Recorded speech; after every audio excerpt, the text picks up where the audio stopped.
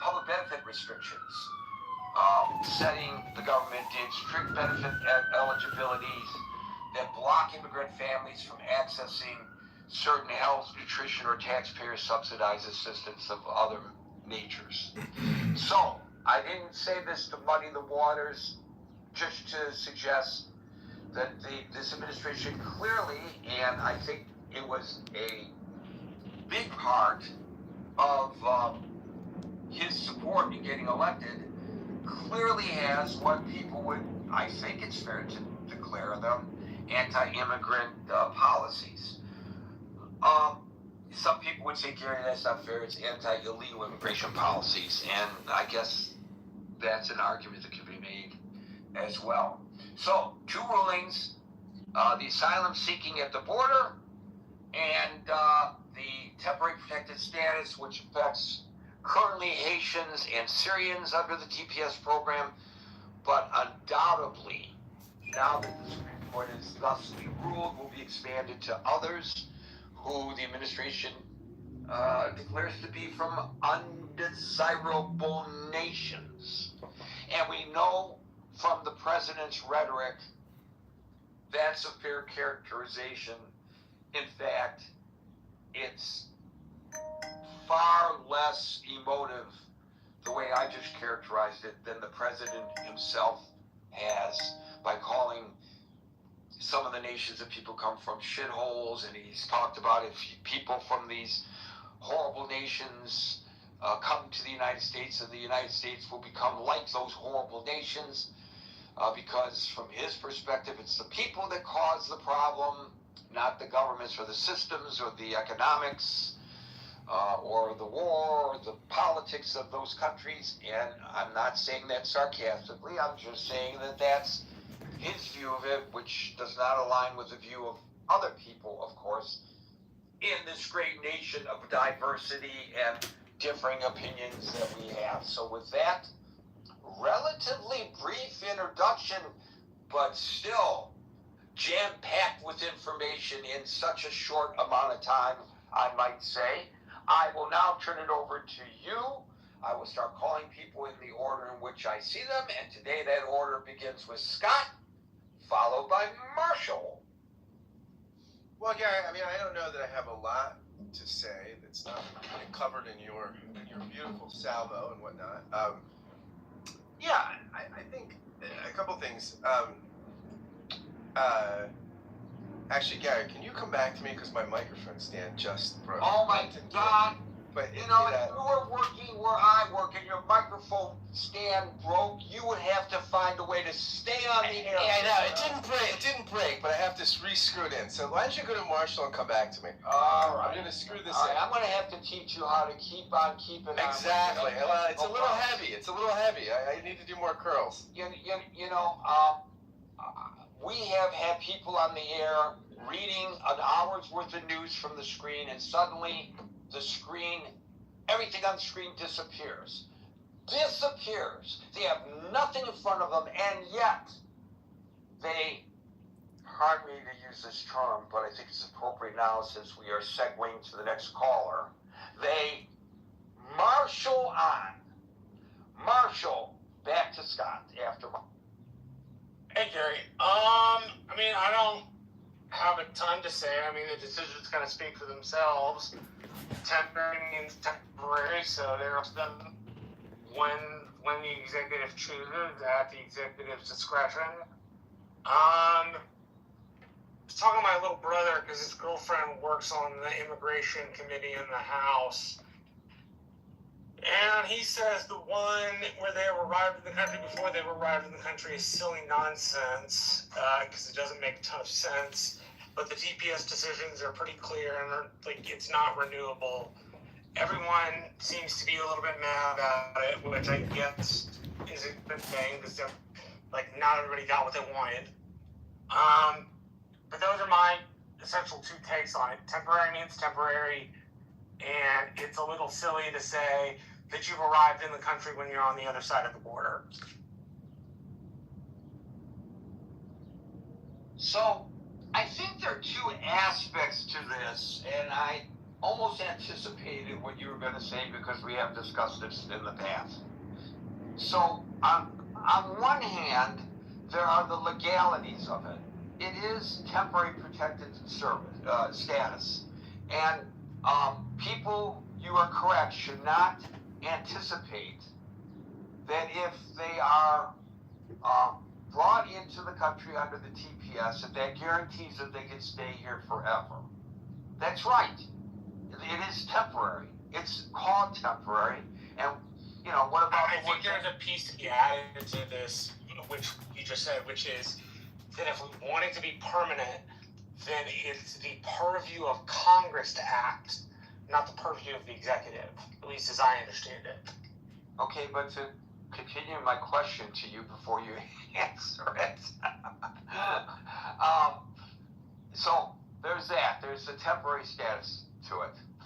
But the other question is, why does it have to be temporary? In other words, if a person is in danger and you say, here, we're going to pull you out of the water, so to speak, and bring you onto the boat so that you don't drown. But it's only temporary.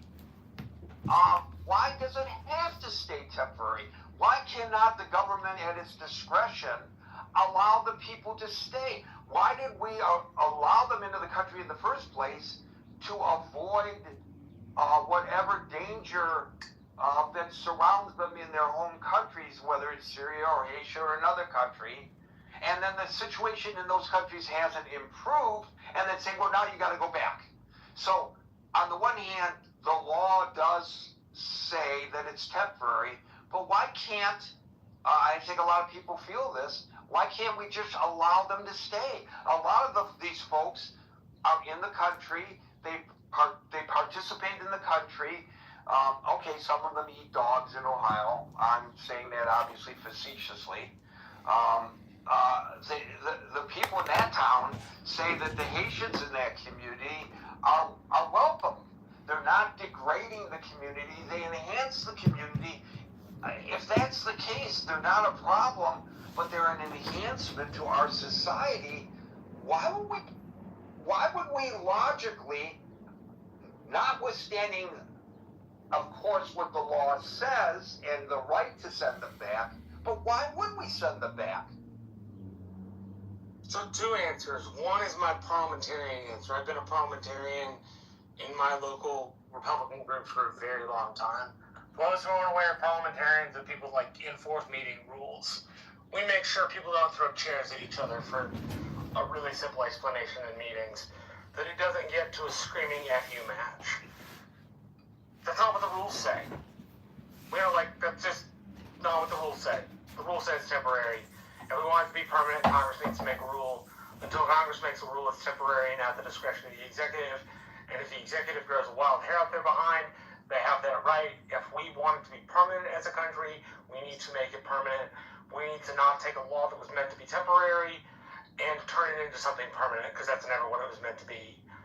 The other piece to this, which is I think a little less important, is essentially, hold on a second. So temporary is temporary, right? And you can't do much about that. And if we want to change the rules, we need to change the law. The law is what allows us to do that. The other piece to this is, at least I think, and if I can remember it correctly, oh gosh. No, the second piece must not have been important. The first piece is the most important piece. The rules don't say that. And the discretion is not meant to do that. The discretion is meant to provide temporary injunctive relief. It's never been meant to provide permanent injunctive relief. And if we want our laws to say that, then we need to make our laws say that. Up until that point, it is temporary and it remains temporary. And it doesn't matter what we feel about these people. It doesn't matter how much I like them. It doesn't matter how much I want them to stay. All that matters is that it reads temporary. And so the executive, at their discretion, can revoke it whenever they want. And if we don't want the executive to have that discretion, then we need to pass a new law that makes it so that we cannot revoke the status. Up until then, they are subject to the whims of the executive, which is exactly why we should be making laws through Congress, not through the executive. Because at the executive's discretion, it's up to the whim of whoever is president. And we don't want things up to the whim of the executive. We want things to be predictable. Makes sense. I think that's the most pertinent answer to your question. And that's my parliamentarian hat on. The rules don't say what we want them to say, and we can't refix them to make them say that, because they don't. A plain reading of the statute means that it is only ever temporary. So yes, we did put you under the boat from drowning, but we are going to chunk you off again until we have a law that says we're not going to. Up until that point, you get to catch your breath, and then we chunk you back in. Oh, that's the other thing. My dad said this on the radio one time. If we are to allow the idea that one is in danger because of gang violence, even if it's sponsored by American Drug Demand, collapse society, a food insecurity issue, a gang issue, well, that's the majority of the third world. That's not a good enough rationale to let people into the country. It just isn't. So the second one is an opinion. The first one is a judgment based on what the rules say. I think the first one is the most important one. The rules don't say what we want them to say. As a consequence, we have to follow the rules the way they say. I'll give you an example. Minors under Section 1823 of the United States Code for illegal immigration are not granted any sort of, hey, you're a minor, you can't make a decision. What the law says is if you come in violation of immigration law, you are subject to deportation, period. So as much as I want to protect those minors, as much as those minors would never be judged on their own in a United States court, that's not what the law actually says. And we are a nation of rules and laws, and that means we have to follow our rules and laws even when they're inconvenient, even when they throw people back into water full of sharks, because we didn't bother to pass the right rules to fix that problem in the first place. And if we are worried about this because of what it means for these people, then we need to be mad at Congress, not the executive. Let me try asking this another way based on your response, and then we'll move on to the next caller. If the law now, as you just described it, leaves it to the discretion of the executive whether to send people back or not. Let me fix Scott's microphone here. Then why is it necessary for the executive using his discretionary power to send them back?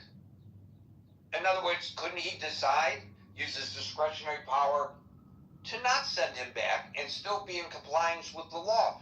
The question is, why is it so important to send these people back into harm's way? Why? Because the law reads temporary. The law doesn't read permanent. It doesn't read, okay, we bring them in on a temporary status, and then I feel really bad for them, and then I think they're going to be killed if I send them back to their home country. That's not what the rules read. The rules read that it's temporary. And until we change the rules, we have to abide by the rules. Period. Not like, I hate to be that harsh, but that's a parliamentarian's answer to the problem. The answer in a parliamentary setting is the rules say what they say. If you don't like what the rules say, change the rules. But up to the point the rules are changed, you must abide by them. Period. It doesn't matter whether you like it or not. It doesn't matter whether you feel bad for the people. It doesn't even matter whether they'll die. All that matters is that it reads temporary, and it reads at the discretion. That's what matters. We can't take a law that was intended by Congress in its writing to only ever be meant for temporary injunctive relief and make it permanent, because if we send them back, they'll die. Again, if we take people from the third world like that, we're taking most people from the third world because that's the status of the third world. It's unsafe. It's filled with gangs. It's filled with drug demand. It's filled with violence. It's filled with poverty and food insecurity. And as much as I, as a Christian, feel bad for that, the rules answer is the rules say what they say. And you can't change that no matter what you feel in your heart. Because it's not a question about what's in your heart. It's a question about what the rules say. And if we're committed, which I think you can make a serious argument that the Trump administration is not committed seriously to the rule of law, that if you argue that you are committed to the rule of law, then you have no other option but to see it as temporary. Well, that's not true. You use the term discretion. You said it's the discretion of the president. The discretion of the executive, yes. And I suppose if you meant to violate Congress's intent, you could make it permanent. But it was never meant to be permanent. It's the reason it reads temporary. It's momentary. And again, if we are to accept everybody who has a gang problem, or a violence problem, or a food insecurity problem, or I'm not going to be alive because people don't like me problem, then we accept the majority of the third world into our country.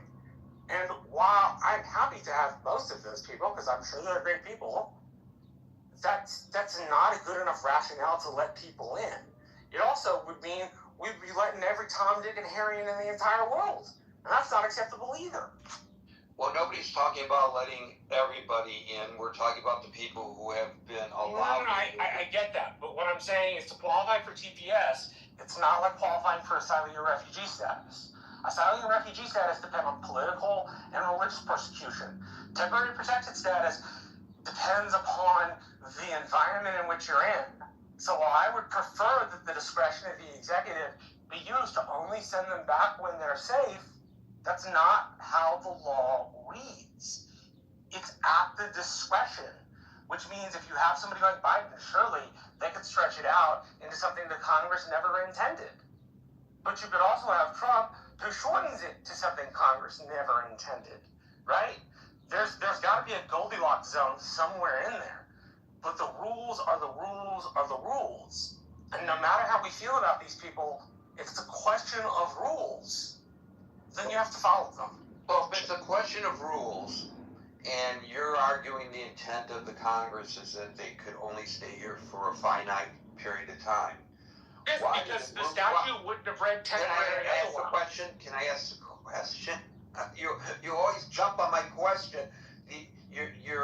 You are hurting yourself because you're not giving yourself the opportunity to respond to what I'm asking you.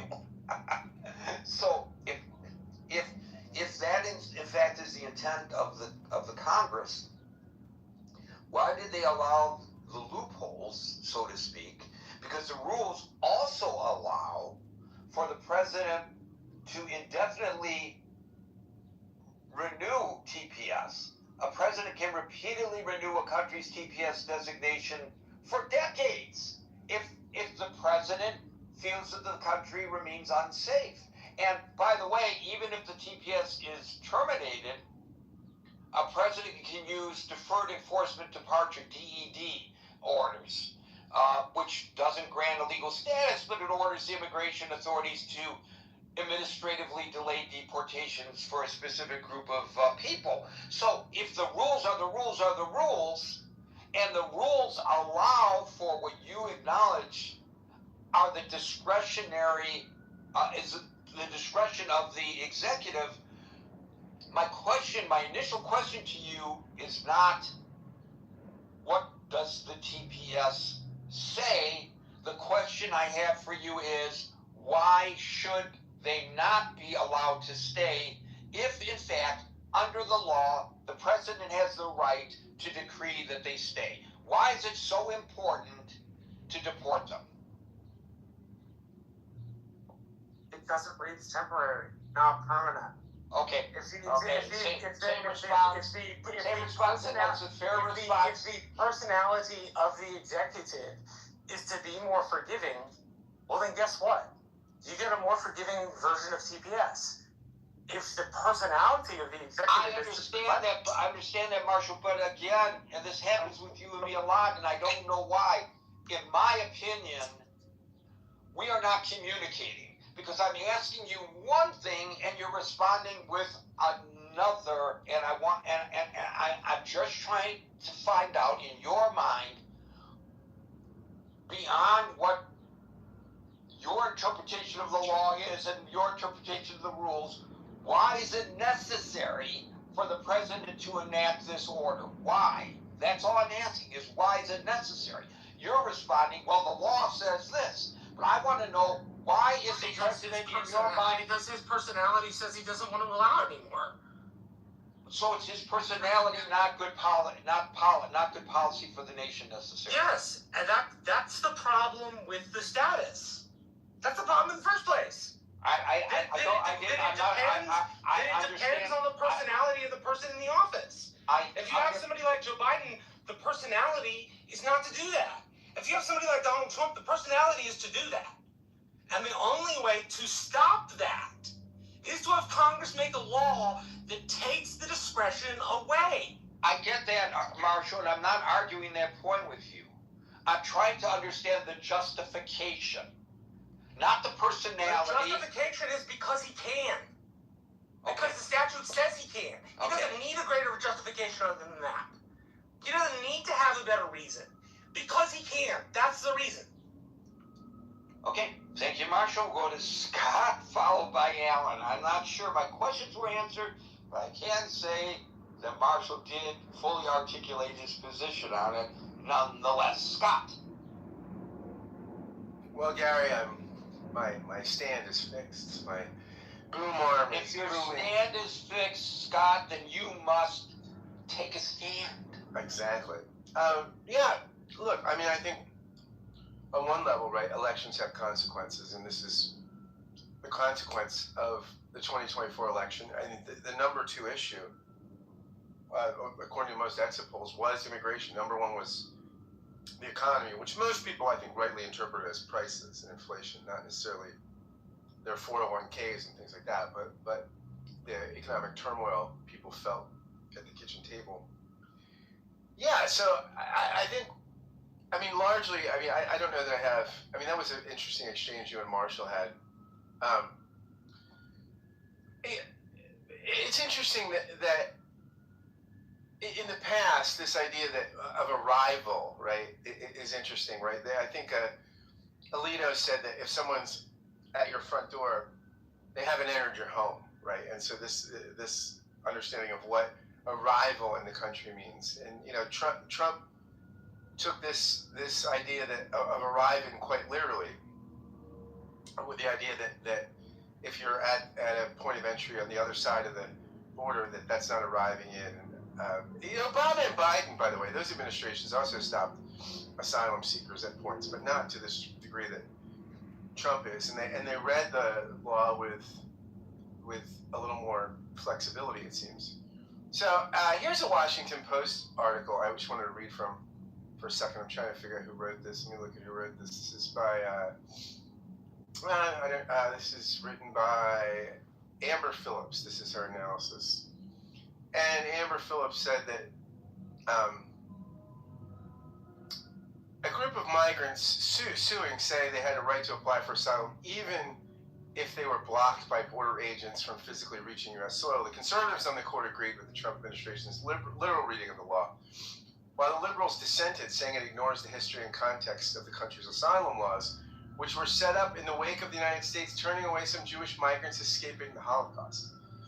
The majority had strong arguments in terms of the plain meaning of the law, said Amanda Frost, an immigration law expert at the University of Virginia School of Law. But the dissent said, well, yeah, but look at history. Look at all the context of why we grant asylum, and those are strong arguments, too. That's I think, what it gets down to on some level, right?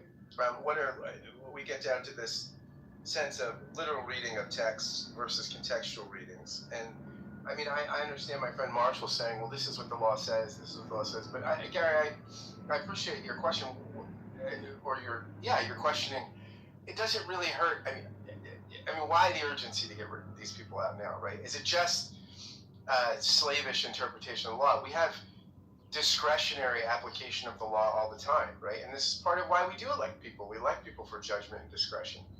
And I mean, I hear what Marshall's saying, let's get all judgment and discretion out, or as much as we can by making the rule legislatively, which, you know, on some level, look, that would, I'm sympathetic to Marshall's point. It's not so much that, it's that if it's left to the executive, it's arbitrary. And stuff like that shouldn't be arbitrary. Yeah, well, I think on one level, I am sympathetic in that. I think one of the problems we have currently with the anemic nature of the legislative branch is that we do govern by. I mean, we're governed largely by courts and executive orders, and then what happens is, of course, what's the first thing now every 4 years that happens, and then the first day of the term, of course, we see the president undoing all these executive orders, signing new ones and undoing executive orders, right? That's the big thing on day one of the administration, and that's probably excessive. But on some level, so what sometimes if it's left to discretion, right? I mean, on some level, that's what we elect executives for, right? Discretion and judgment. So I do wonder what's the urgency. I'm sympathetic to Gary's question. The other thing is practically at a big picture level. I mean, I know the Trump administration wants to limit immigration, legal and illegal. I mean, I think it's both forms that the administration wants to limit. What will we do economically? There's only one country in the West that has a replacement birth rate. One in the industrialized, modern world. That's Israel. And I think some of that is largely because of the amount of kids the Orthodox have. But basically, we don't have a replacement birth rate, right? And when we don't have a replacement birth rate, how are you going to get the tax base to fund retirements and Medicare and things like this? How will we be functional? So, I mean, that's the question ultimately we have to answer. How will we economically survive if we don't have enough people to make the economy function? And I think we, along with lots of Western nations, are in this problem. Once you get affluent, your birth rate goes down. So, and a big picture question, if we limit immigration too severely, how will we function and pay our bills? Those are my questions. Thanks. Well, it's interesting that you started with talking about the economy was really the first and immigration the second issue that got Donald Trump elected, and then you come back to the question of the economy and the birth rate. Because I recall the argument being made by the president where he suggested that the immigrants here in the United States are taking jobs away from American citizens. In other words, he took the first issue and he married it to the second. And I just was wondering your thoughts about that. I mean, is it maybe better for the American people to remove immigrants by whatever means possible from our country because they're taking good paying jobs away from American citizens, as the president has argued? Well, look, I mean, I don't think that's the case. I mean, we've seen over the first year of the administration, some massive and aggressive deportations. Of course, the aggressive actions of ICE, which most Americans weren't sympathetic to, or weren't supportive of.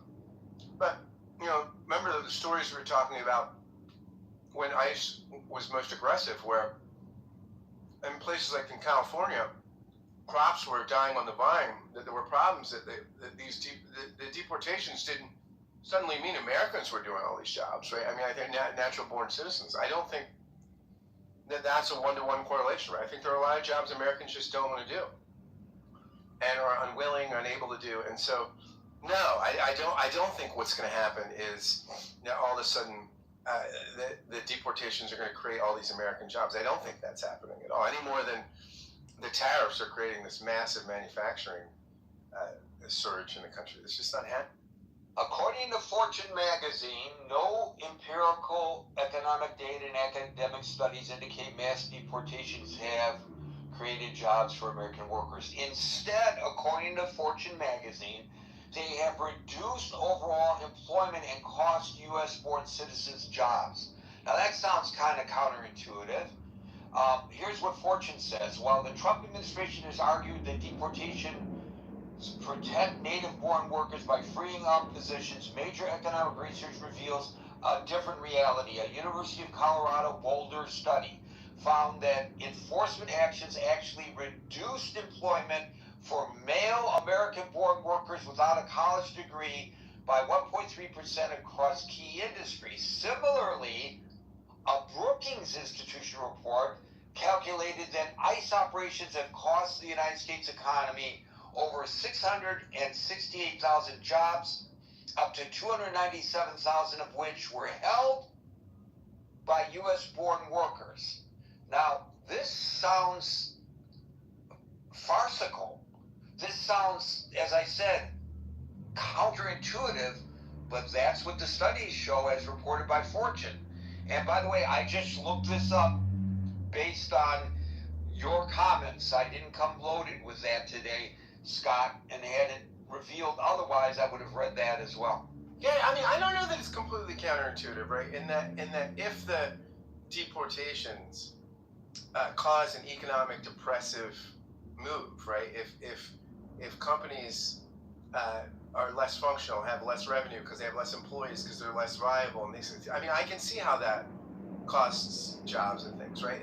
It's a sort of meta economic trend, right? That this move of the mass deportations has a deleterious effect on the economy, right? Which when the economy slows, you do lose jobs and things like that. It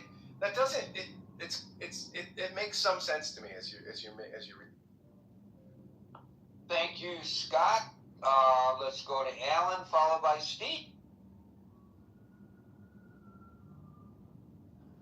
Which Alan? Me, Gary? If your name is Alan. Well, last time I was confused because I couldn't see this app. It's not cooperating. I wasn't seeing the other Alan, so I jumped on the mic. Well, I'm an immigrant. Maybe you guys not gonna want to hear my point of view because immigration totally changed. This is not the way it used to be. Maybe we have too many laws, so I don't know how it is, but I'll pass it on to you. Your wish came true, Gary. I heard the ding of the door, and as I always say, Alan, as much as we appreciate your contributions, we want you to be able to be successful in business, and that comes first. Folks, as I move on to Steve and followed by William, you will note there are no other hands up.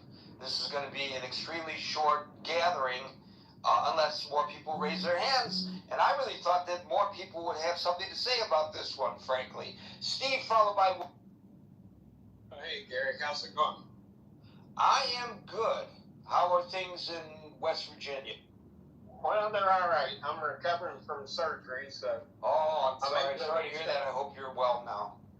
Yeah, I had it done yesterday, but everything seems to be progressing pretty good. See, this is a guy who knows that his contributions to this forum are so important that he gets out of the hospital, and what's the first thing he does? He jumps up on the stage at the Critical Thinking Forum. People can learn from Steve's example. I hope you're well. Oh, dedication. Dedication. Better dedication than death. Well, that's a good way to start.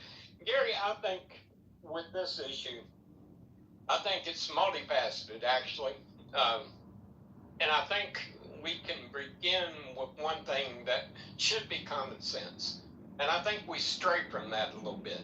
And the common sense part of this is immigration in whatever form it comes in should be for the betterment of the country that's receiving immigrants. It shouldn't just be a wild oscillation to pick your poison on what you're going to base it on today or let's open the borders and let everybody and his brother run in, it creates confusion.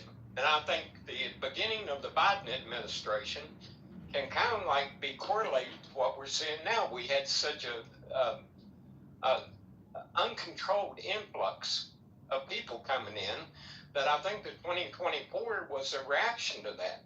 I think part of Trump's policies are a reaction to that. Now, you know, what Marshall was talking about, I think has validity. You know, you cannot import people and allow anyone from any place on the earth to just be dropped off in the United States and say, go ahead and have at it. Oh, and the town in Ohio that you said that the people was happy with, you might want to go look and see some of those people that actually live there and listen to the interviews that they give. The ones I've seen weren't so happy, Gary, about what was going on in their town. They talked about housing being shot up, the rent, they couldn't rent places. They talked about people not being able to drive correctly on American roads. The mayhem that they described was not happy, in my opinion.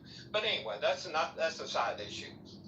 But, you know, like I say, I think the first thing you have to do is get some kind of organized control. And, you know, asylum seekers, I was just looking this up. People that present for asylum, when they finally get to court, what's the rejection rate of asylum claims? Well, the estimate's anywhere from 80 to 93%. What does that tell you? That our asylum system is being abused. So we got a multitude of problems in immigration. We got reaction and we got counter reaction to the policies, but there's no sanity in it. And, you know, Marshall articulated this well. There's trouble all over the world. Are we just going to import anyone that says they got trouble in their country? Look at what happened I think it was this week or last week. The British government, after years of hiding this, finally released a detailed document onto these gangs in Britain. And they're talking thousands of women that was abused and raped by organized gangs from immigrants that come from the outside the country and thought it was just fine and dandy to go ahead and do these local girls this way. Now, obviously, you had a culture clash there of some kind. There had to be. I don't know anyone in our culture or in the British culture thinks it's okay to organize 10 or 12 guys to go out and lure girls in and gang rape them. So there's a multitude of questions that we don't ask ourselves before we delve into this. But primarily, and I honestly believe this, primarily the immigration and the control of immigration should be for the benefit of the American people and culture. You don't just let anybody walk off the street. Hey, there's Joe the drug addict. Come on in, Joe. You can hang out for a while, eat out in my kitchen, and sleep upstairs. No reasonable person would do that. There's a reason you protect your front door from things that can come in there for the benefit of your household. Well, country's no different. You got to have some kind of controls, and you got to have some kind of way to screen people to make sure they're not going to come into your country, they're not going to wreak mayhem, and they're not going to assimilate into the culture. And until you have that reasoned view of this problem, it's going to continue to oscillate. And that's my take on it. So one point that you made, I find interesting. You said that 90% of the people, or greater than 90%, who apply for asylum are denied, and that's an indication that it's an abuse of the system. Would the counter argument be that that's not an abuse of the system, but it shows that the system is working because 90% of them who were disqualified are turned away, or who lack the qualifications or don't meet the criteria are found to be disqualified? Wouldn't it be, if it had been 90% of them that were admitted, would that be could the argument be made that that's an abuse of the system, that everybody's being brought in no matter what. I think you're mixing something up there, Gary. Bob, Because we were here the first time, by the way. okay, so here's what I think you're mixing up. Is that before a person even gets to that point where their case is adjudicated, a lot of times it takes years, sometimes a full decade to get to that court because of the system being overwhelmed. And couple that with the fact that when they do get a court ruling that says they can be removed, people show up at detention centers and saying you're not giving them their fair constitutional rights to adjudicate, even though they've had a court ruling. So not only does it take time to get there, where they assimilate into the country, and it takes, if they don't show up in court, you got to run all over the place trying to track these people down. But then when they are adjudicated and told to leave, then you got a bunch of people saying, oh, what are you going to make them leave for? Well, we're making them leave because the law says that you got to meet this criteria, and they didn't. So it's time to leave.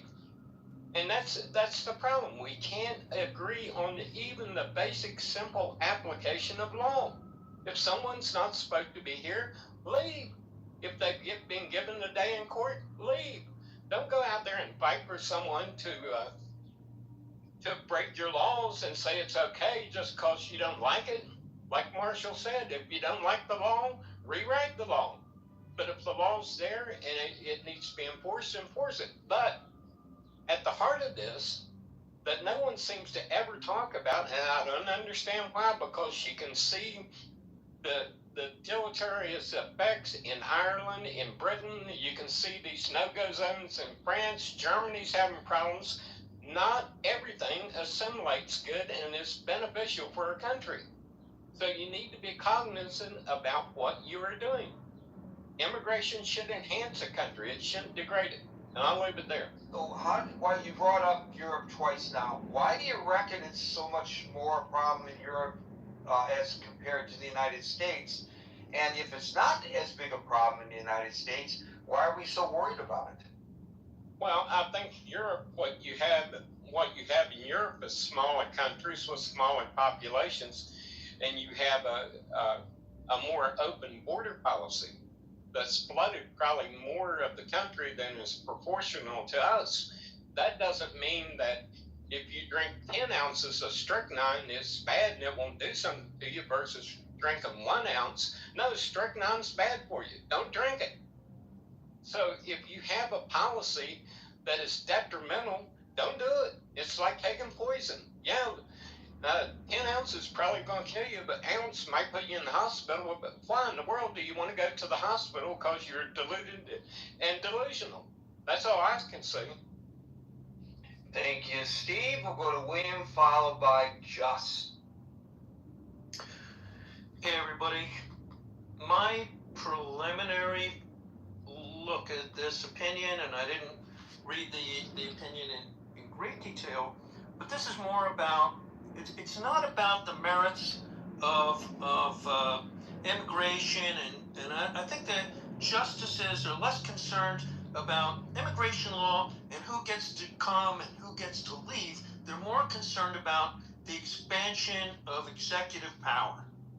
And the justices have the power to expand executive power and, for the time being, contract the power of the lower courts to make decisions contrary to whatever the president decrees.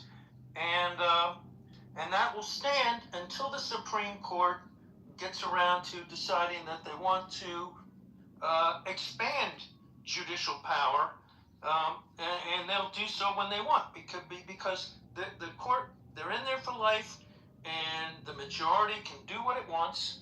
So a lot of the speakers before me were talking about, well, yeah, we have to rely upon the legislature, and there are no other ways to deal with what the Supreme Court decides, because rules are the rules. So there are other remedies, and one other remedy that is provided within the Constitution,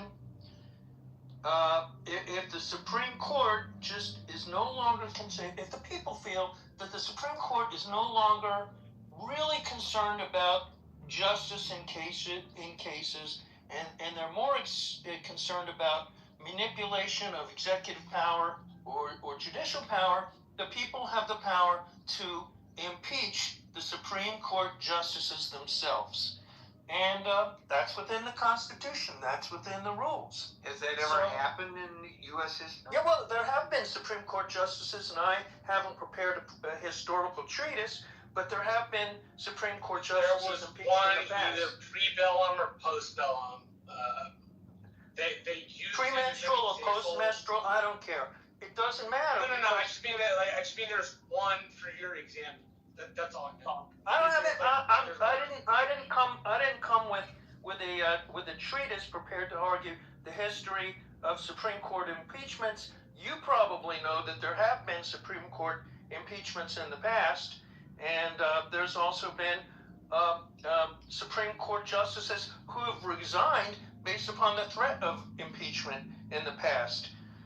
But one of the things that you were arguing was there's no remedy except to wait for a spineless Congress to go ahead and pass laws to fix immigration or fix this or fix that.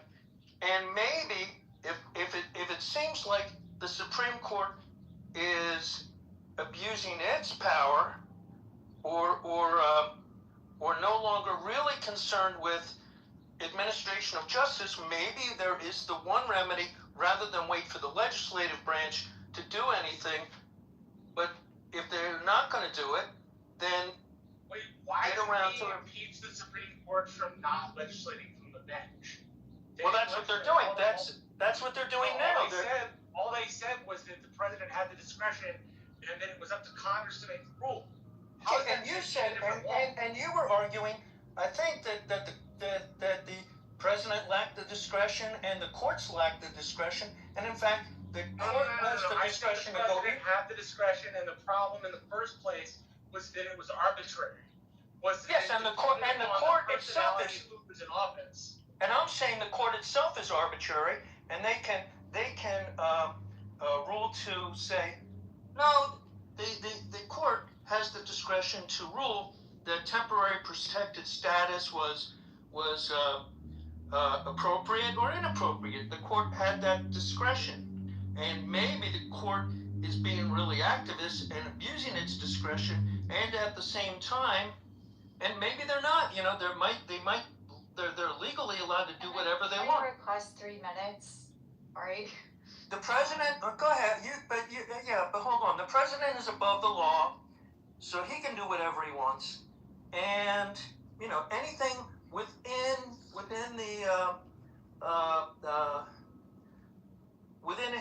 his power as the executive, he can do whatever he wants. He's not bound by the law, and the court has put the president above the law, and the judges can interpret. They have discretion to go either way. They can. You're not above the law. The law reads temporary. What are we supposed to do? Take the law and extend it for 10 years? Because Congress can't get that together? Are you saying that the justices lacked the discretion to allow these people to say? What I'm asking specifically is, what are they to do? Extend temporary protected status for a decade or 2 decades? Because They don't have to do it. They don't have to do it. They don't have to specify. Because the intent of the law written by Congress only ever meant for this stuff to be temporary for a moment in time. They had the That's all they discretion. meant. They don't have to specify. For a moment in time. It didn't mean for it to stretch out decade after decade after decade. Thank you, Justice Marshall. But the justices had the discretion to pass on this case or to take this case. The justices had the discretion to allow people to stay rather than get thrown back into adverse conditions where they're likely to be tortured or killed or whatever. The adverse conditions of these people, we would be letting in everybody from every part of the third world because that would be their excuse. Well, They would say, hey, life is really shitty. No, It's there's a gang case. issue. It's a drug issue. It's a corruption issue. They would come with any number of reasons why temporary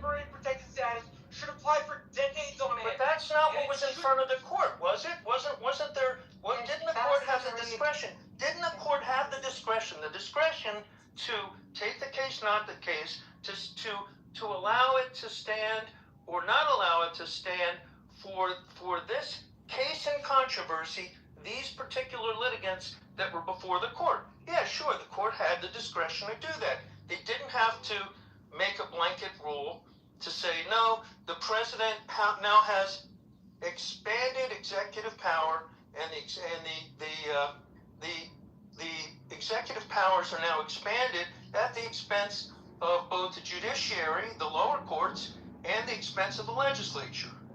Precisely. And it's also Victoria, I don't believe it's your turn on the stage. Why do you always do this? You know the rule. It's not like you're new to the rule. Okay. Please do not interrupt. okay. Thank you. William, continue. No, I mean, the court had discretion. They don't have to they had discretion to make an expansive rule, or as often is the case, they can make a very tailored decision, tailoring it to an individual case so as not to disrupt the rules about temporary protected status. They didn't have to go this way, but they chose to do so. And it wasn't mandatory upon the court. Temporary protected status has been being used by executives as a permanent thing because Congress won't make rules. The court had the discretion. It's being used in a way to continue decade after decade after decade. When there was All right, so you're arguing Congress when they made the law to begin with. So then you're arguing that this court should be an activist court. You're arguing in favor of an activist court to legislate from the bench in place of Congress and not to just let the temporary protected status stay. Is there a time limit? Victoria, stop. No, there isn't. She knows how the room is run. Let me just ask this question. As I understand the rule allows the president to, because he ordered the rescinding of the extension of the temporary protective status had been given to Haitians and Syrians by the previous administration. So he rescinded what had been given by the previous administration. The plaintiffs argued in general he didn't have the right to do that. The court said, yes, the president has the right to do that. So in fact, does this not, by extension, give future presidents the right to extend temporary protective status indefinitely at least through their term of office if they want to? In other words, the court actually has enhanced the ability of the executive to make this determination absent any action by the Congress. So it could work both ways. Absolutely. The argument that, well, it's what part temporary do we not understand, but it doesn't matter because the next president could suggest, well, it doesn't matter if it has temporary status. The court ruled in this case where Trump was the defendant that the president has a discretionary right to make these decisions. Now, I may be interpreting this wrong. No, that was the point I was trying to make, that what this case is really about is the expansion of executive power until the court says otherwise. Right, and so I understand, Marshall, your argument, but doesn't this potentially work against your argument when the next president takes office and says, let's open things up again and bring more people in and let them stay beyond the prescribed amount of time that the TPS allows? We'll extend it and extend it and extend it, and they could stay as if it was a permanent protective status. It gives the president that authority, I think, if I understand it right. And if you have multiple... So I'm not going to rely on William's interpretation here. I understood the legal points I made up to the point I made. I don't understand. To be frank, I don't understand past that point. I understood what I said, or I wouldn't have said it. So if William, is your interpretation that this gives the executive discretion to go either way? Yes, and it expands. I'm going to rely on William's interpretation. No, and Marshall, I don't disagree with your saying if this was strictly about the merits of immigration or not immigration, this case could go either way. And they do have discretion to go either way. But I think that the underlying issue in this case, the one that's going to have greater consequence for a longer period of time, is the expansion of executive power, the expansion of the unitary executive.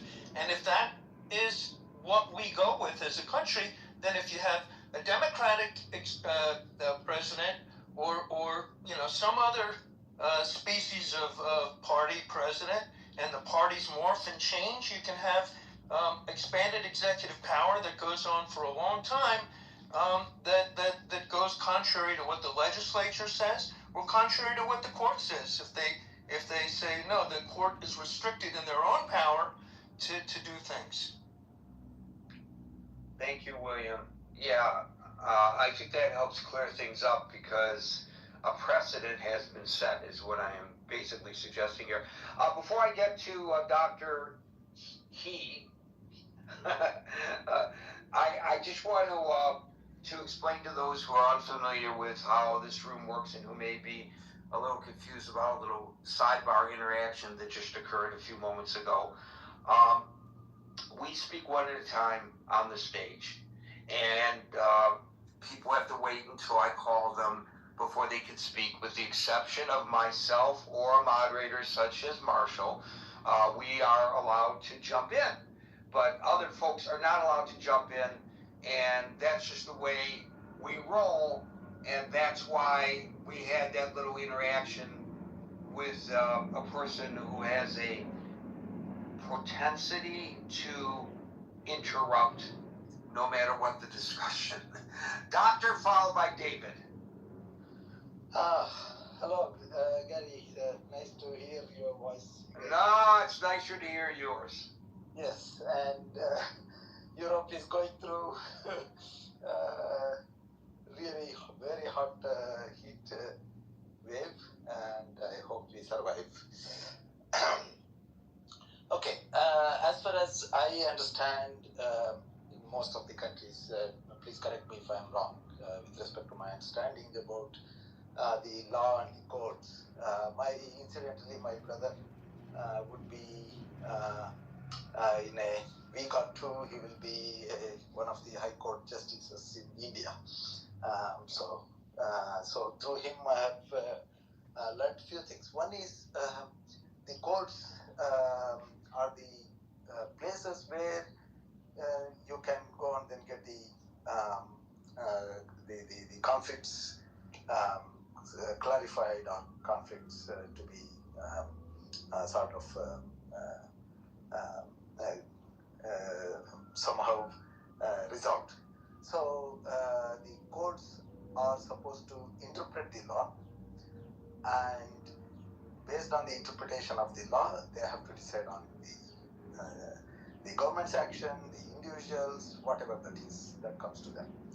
And at some point, you have to accept what court say, because you go to, at least in Indian context, you go to High Court, and then you go to Supreme Court single judge, Supreme Court 3-judge bench, 5-judge, and then in most of the very highly contentious constitutional cases, it goes to 13-judge bench. After that, you cannot do much, unless otherwise all the politicians, they decide, and then they enact an amendment to the law, or they change the law. So now the court, with respect to this issue, has every right to interpret within their wisdom. So you can always contest their wisdom is not enough, but that's what you can, you have the right to say that, and that's it. You cannot criticize an individually and any judge in that sense, at least most of the places in the world. So this is one part that I wanted to share. The second part is about the immigration itself. I heard a good amount of heated interactions and other things. So I am seeing what is happening in Europe, and in some cases it is really scary, because they apply the immigration opportunities, they use the immigration opportunities left and right without really taking care of what if cases. So what if cases is that yes, immigration helps, but if it is controlled, anything in this world, according to me, if things work within a proper boundaries, then things will work well. But when you don't have the boundaries, it is human nature to exploit as much as possible individualistically, and that's what is going to happen if you don't have the control. So this is where I support the Supreme Court and Trump's rules, or whatever that he is trying to implement. And this is what you can expect when something is pulled in one direction. It is the nature of the society, nature of the humankind to pull in the other direction, almost with equal force or maybe even with higher force. And this churning always, it keeps on happening. This churning happens almost all the time in every part of the world. Second thing that I wanted to say is that yes, you admitted some people because, for example, in the case of Syria, there was a lot of unrest. You wanted to be helpful, humane, so you admit it. But that cannot be perpetual. If US doesn't want them, US has every right to push them back. And if a president takes that path, I think it is definitely not wrong. It is simply put, if you have a guest, if you want to help somebody, you bring him in your house, but after some time he has to leave. He has to stand on his own. And fine, till the rain is there, fine, you may, if it is storm, 3 days, 4 days, keep him in your house, I agree, but afterwards, I don't think you are obliged to do it. And about the law, enactment of the law, as well as the amendments to law and things like that, what I have seen in most of the cases, usually during normal periods, both the parties, they know, or more than one party if it is in many countries in the world, apart from US. So what normally they do is that they always have that fear that, okay, if I do something which is really pushing the boundaries, then when the other parties come into picture, when they get the power, they will pull it on the other side. So what they normally do is, politicians, they are highly intelligent according to me. So they always use it to small extent to get benefited, but I don't think they always push too much. But yes, it can happen in some cases. In Trump's case, it happens mostly that he takes everything to the extremes. And apart from that, I don't see an issue with respect to the Supreme Court as well as the president working around the framework of the law and the Constitution of US.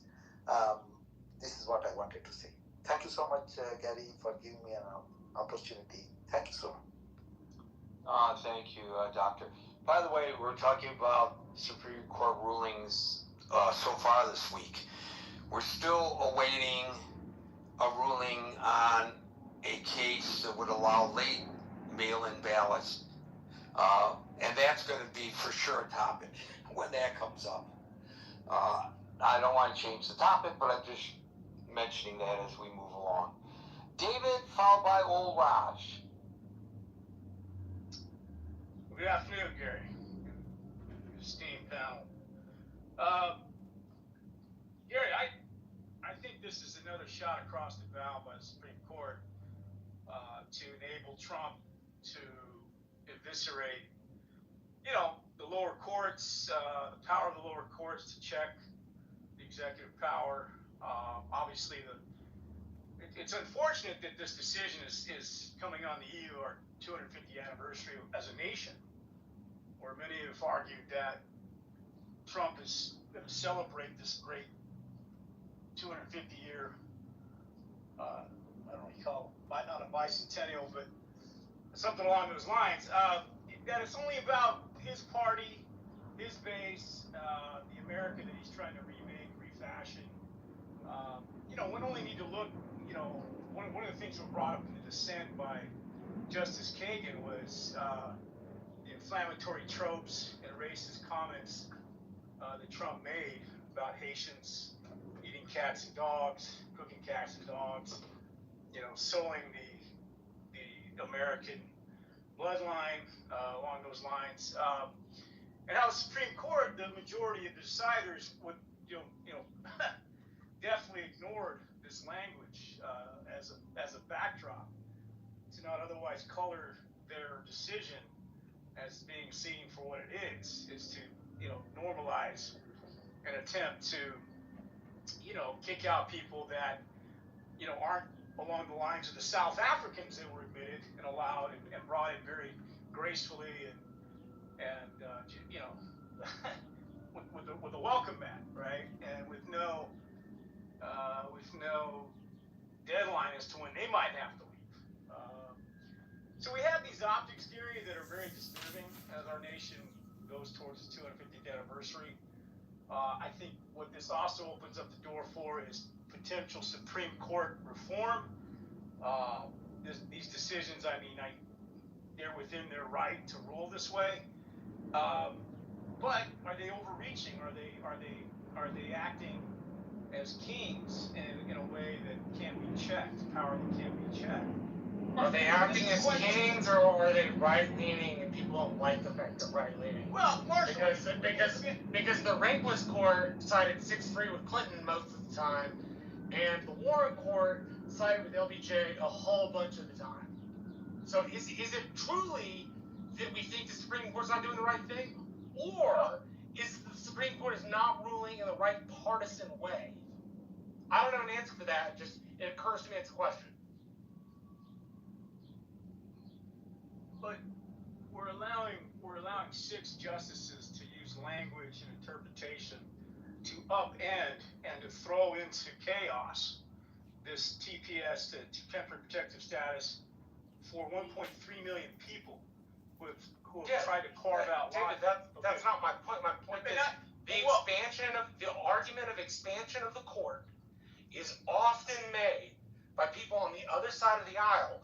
So it begs the question, is that suggestion made because people truly care about justice and they truly care about the court being fair?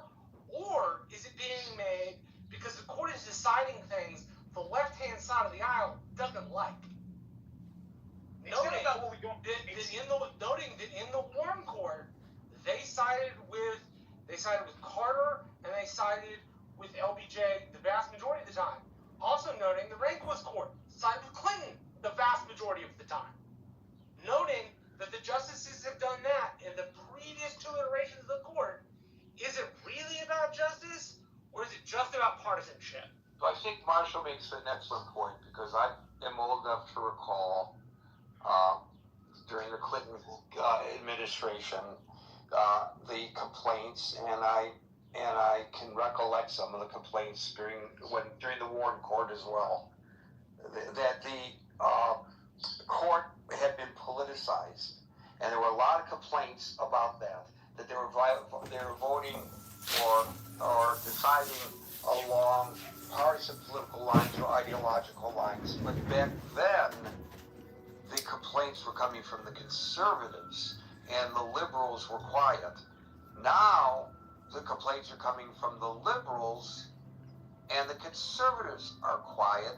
So I think there is at least a perception that presidents tend to appoint justices who are going to rule generally favorably to their political ideology, and that their voting record will transcend their time in the Oval Office. Whether that perception is a reality or not is another story, but I think that perception is there. Would you agree, David? yeah, the perception is there, but it's the import and it's the optics of what these guys are deciding in a way that is reflective and emblematic of the racial animus in this country. You mentioned the Warren Court. The Warren Court was tasked with remedying 200 years of white supremacy in the case of... So it's okay for the Warren Court to be political because they decided in a way that was beneficial to civil rights? I'm saying, Marshall, when you have No. Hold on. Wrestle with that. It was okay for the Warren Court to be partisan because they decided the right thing on civil rights. I'm saying that the Warren Court had to remedy, and they did that with a 9-0 decision. Not my question. My question is it viewed that the Warren Court's politicization was legitimate because they fixed problems that were clear in the country? That doesn't erase the politicization of the court. The city's $80 billion simply makes it okay because the court decided just something stole we another needed $100 them to million from decide. Congress. But hey, Be free affirmative YMCA. justice. It wasn't political, Marshall. It was legal. It was the No. right thing to do. I would beg to differ. If my grandmother and my grandfather and my great uncle were still alive, they would have a lot to tell you about how the Warren Court was political, which is exactly my point. This always comes across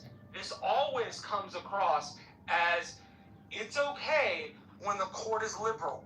It's okay when the court decides things in favor of the party that is on the opposite side of the Republicans.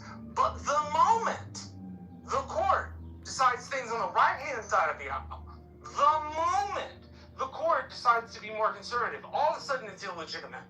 That seems to me to be a political issue, not an issue of justice. I would challenge, excuse me a second, David, I'll let you get on with your point. Marshall, I would challenge your perception. Yeah, where did I get it wrong? Okay, I would challenge your perception that it's only complained about when it's a conservative court. As I just mentioned, when it was a liberal court, there was a lot of screaming and hollering by the conservatives. Yes, sir. Right. So, yes, sir. So I just don't want to leave the audience with the impression that the only time people complain about it is when it's a conservative court. At all. It's definitely been on both sides of the aisle. In the same way that the Electoral College is supported by the Republicans today and denigrated by the Democrats today, but was denigrated by the Republicans in the 1970s and supported by the Democrats at that point. Absolutely, you're 100% right. So I just want to help David here a little bit through your objections. And David, please, if I'm misrepresenting this, please correct me. But my understanding is what David is suggesting is that what's happening now transcends simple political ideology, because a previous court corrected wrongs in our society, but those wrongs that were corrected are now, in other words, the rights that were given to people, which they should have had anyway. I think David's argument is that they're starting to be eroded by the current court, and so that would say the precedents, the pattern that was set by previous courts is being being obviated today. David, is that basically what you were saying, or did I get it? No, you got it right. And it's not just court decisions. It's the 14th Amendment of the Constitution, which was obviously enacted to remedy the way race was used in this country to decide who was a citizen and not a citizen. So here we are having a reactionary right-wing court basically say, hey, look, man, we're going to give you the right to just decide if you don't like these people, then you can remedy it with your policy of sending them back or upending their rights to be here. But if they look this way, in the case of the South African refugees that I mentioned, there was no resistance to any of that. And so was it about race?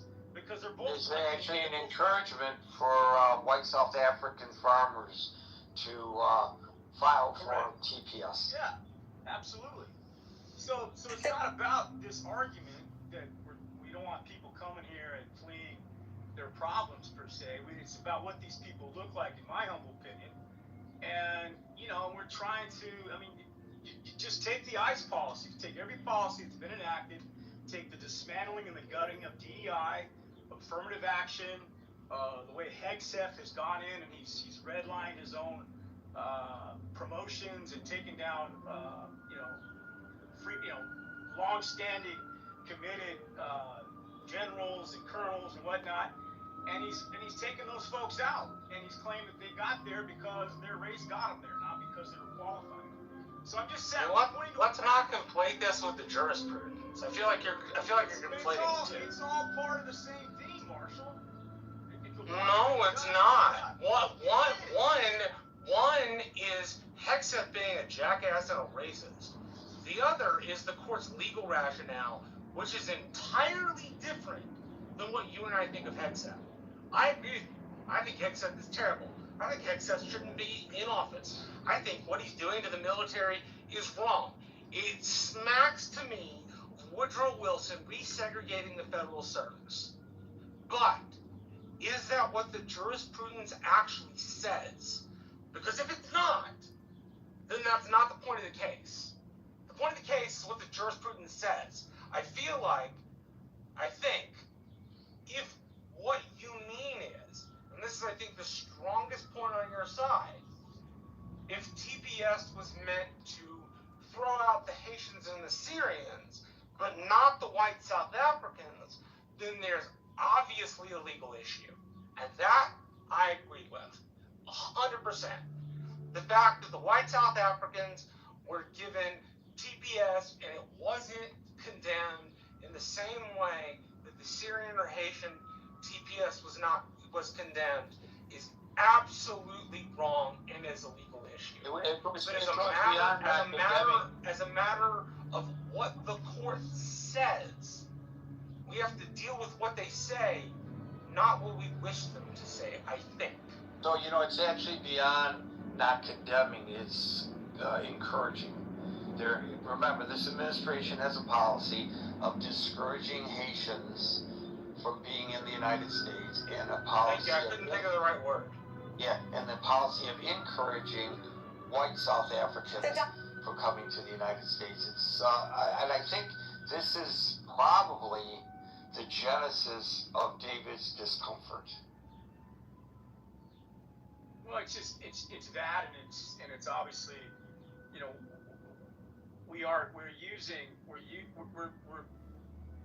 it's heavy-handed, and it smacks of a policy that's not looking at the humanitarian side of this.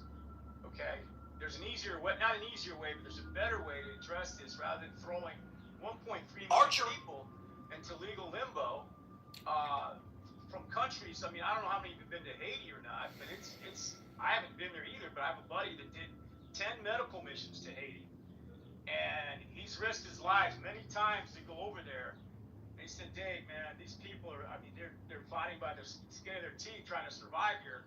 And it's unfortunate because Haiti was one of the first revolutions to beat back slavery under Toussaint Louverture against the French, and they were in line with our revolution, except they were. Darren, wouldn't you agree though that it shouldn't be arbitrary or capricious, and that by leaving it to the executive, it becomes both arbitrary and capricious? Because I say this because it depends on who's in office. Right? When Trump's in office, Trump's a hard ass. He's not gonna let these people stay, even though you and I both believe they should. Because I believe what you believe here. I believe they should stay. I don't believe we should chunk these people out. But if we don't want it to be arbitrary, and if we don't want it to be capricious, then we have to find a better way to make rules. And the only way I know of to make those rules in a better way, well, the only two ways I know, because William brought up an option which I don't agree with, but it's an option. Impeachment of the Supreme Court or Congress making another law. Short of Congress making another law, or the Supreme Court being impeached, the ability for people to stay under TPS becomes at the arbitrary whim of the executive, which I'm sure we both agree is the wrong way it shouldn't be on a whim. These people should have some sense of certainty when we bring them into our country. They should have some sense that they will be safe and that we will not jump them back to the wolves. But until the Congress makes a new law, or until we impeach the Supreme Court and get new justices, then it's arbitrary. And I don't know what to do about that. I don't know how to make it arbitrary. Well, you got to remember too, Marshall. Biden had a comprehensive immigration bill that Congress was willing to pass, and the Republicans were willing to support it until Trump. No, some Republicans were willing to support it. Neither of my senators were, and you know very well why they weren't willing to support it. We don't need to rehash that. Well, I'm saying that the attempt was still lampooned. So instead of getting a president today under Trump putting forth good ideas and ideas that keep these people here, he's doing the exact opposite. He's using executive power. He's using the power of Homeland Security, Department of Justice, ICE, and the like to abuse and run roughshod over these laws. And that's why they were challenging the court. And then they arrive at the Supreme Court's doorstep, and rather than looking at the landscape of America and say, hey, this is America that's not ever going to change again. We're never ever going to make America white again. Let's find a way, or maybe they throw it back to the lower court. Instead, they just gave Trump more free license to do what he's doing. So, that's where we're headed. The only reason is, how do you make that into a hat? Make America white again. Mahwa. I don't know how you do that. Mawa. I gotta get me a red cap and see how that looks. All right, I'm done. Make Mawa. America white again. Mawa. You know what? I mean, Maybe I will get me a red hat that says look. Mawa. People say to me, what's that mean? And I say, it means make America white again.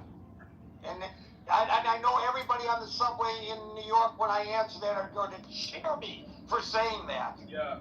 I will be viewed with adulation for being a trailblazer. Make America white again. That's a good one, David. Thank you. All right. I'm gonna order that cap right now. Do you want one? Yeah, give me two. You want two? Yeah, because you got such a big head. You need two. Thanks, David. Old Raj followed by Agent. Good afternoon, gentlemen. Interesting topic as always. I have a question that I really want to focus on. What's the next step? Are we going to go door to door and remove this 1 million+ people? Is this going to be our government going again with masks and helmets and batons and just beating the crap out of Haitians to get them out of here? And if you're a Haitian, are you going to accept this? Or are you going to say, shoot me, I'm not going back? Or do they go completely underground? I want to know, what are the logistics of the next step? Well, I certainly hope the logistics of the next step involve a lot of shoe leather. In other words, that they would investigate and find those individuals who have overstayed, do proper investigation, find out where they are, get warrants to enter the property, and properly detain them, just like you and I enjoy protections under the Fourth and Fifth Amendments, the Fourth Amendment in particular in this case. Rather than, there are a bunch of Haitians having a barbecue, hopefully they're not barbecuing dogs, obviously, and let's go just round them all up and sort it out later. Now, that sounds extreme and nonsensical, but that's exactly what they were doing earlier, and they may still be doing in some parts of this country. They certainly did it in MacArthur Park in Los Angeles. They certainly did it in Minneapolis and St. Paul. They just grab people because they look like they might be somebody in the group that ought to be targeted, no matter even if they were U.S. citizens. You raise a very important point about civil liberties, and of course the court did not address that specifically, but geez, I wish it would. I mean, actually, I think there was a Supreme Court decision that upheld that practice. I have to look that up, but I'm pretty sure Raj, there was a Supreme Court decision that upheld that practice that you're finding so concerning. I mean, didn't several of these immigrants have children? Now, how are you going to deal with those? Is this another Well, now there's another interesting point. So, to my earlier discussion with Marshall, and my question was, well, why? Why send them back? So, if a person comes in the United States under TPS and they have little ones, who I guess, even though they're trying to get rid of the birthright, right now are U.S. citizens, but they want to get rid of that too. This administration. Don't we have? Are you gonna? What's your choice? Are you gonna separate the children from the parent, or are you gonna force the child back into the cesspool that Haiti presents? Let's not forget that Haiti, at least the capital for sure, is not run by the government. It's run by the gangs. It's on a block by block basis. It's okay, temporary. It's temporary. What don't you understand about temporary? Good point. Are you going to send children back there because, well, that's what the law allows? And, sorry, but that's what the law says? That's a really good question, Raj. This is where I wish that asylee and refugee status made an allowance for drug violence sponsored by American drug demand. I don't think you could do it for all drug violence, but Central and South America and Haiti certainly, they are recipients of American money for drugs. And we bear some moral culpability for the environment that has been formed. And if we could change our laws to reflect that, I think that would be very, very just. Because it is American drug demand that drives this instability. I have a friend. Gary, did you ever hear of a guy named Judge Hinojosa? He's the chief of the Southern District down in Texas. No. I say that because I don't know if you. Anyway, I grew up with him. We called him Uncle Carter growing up.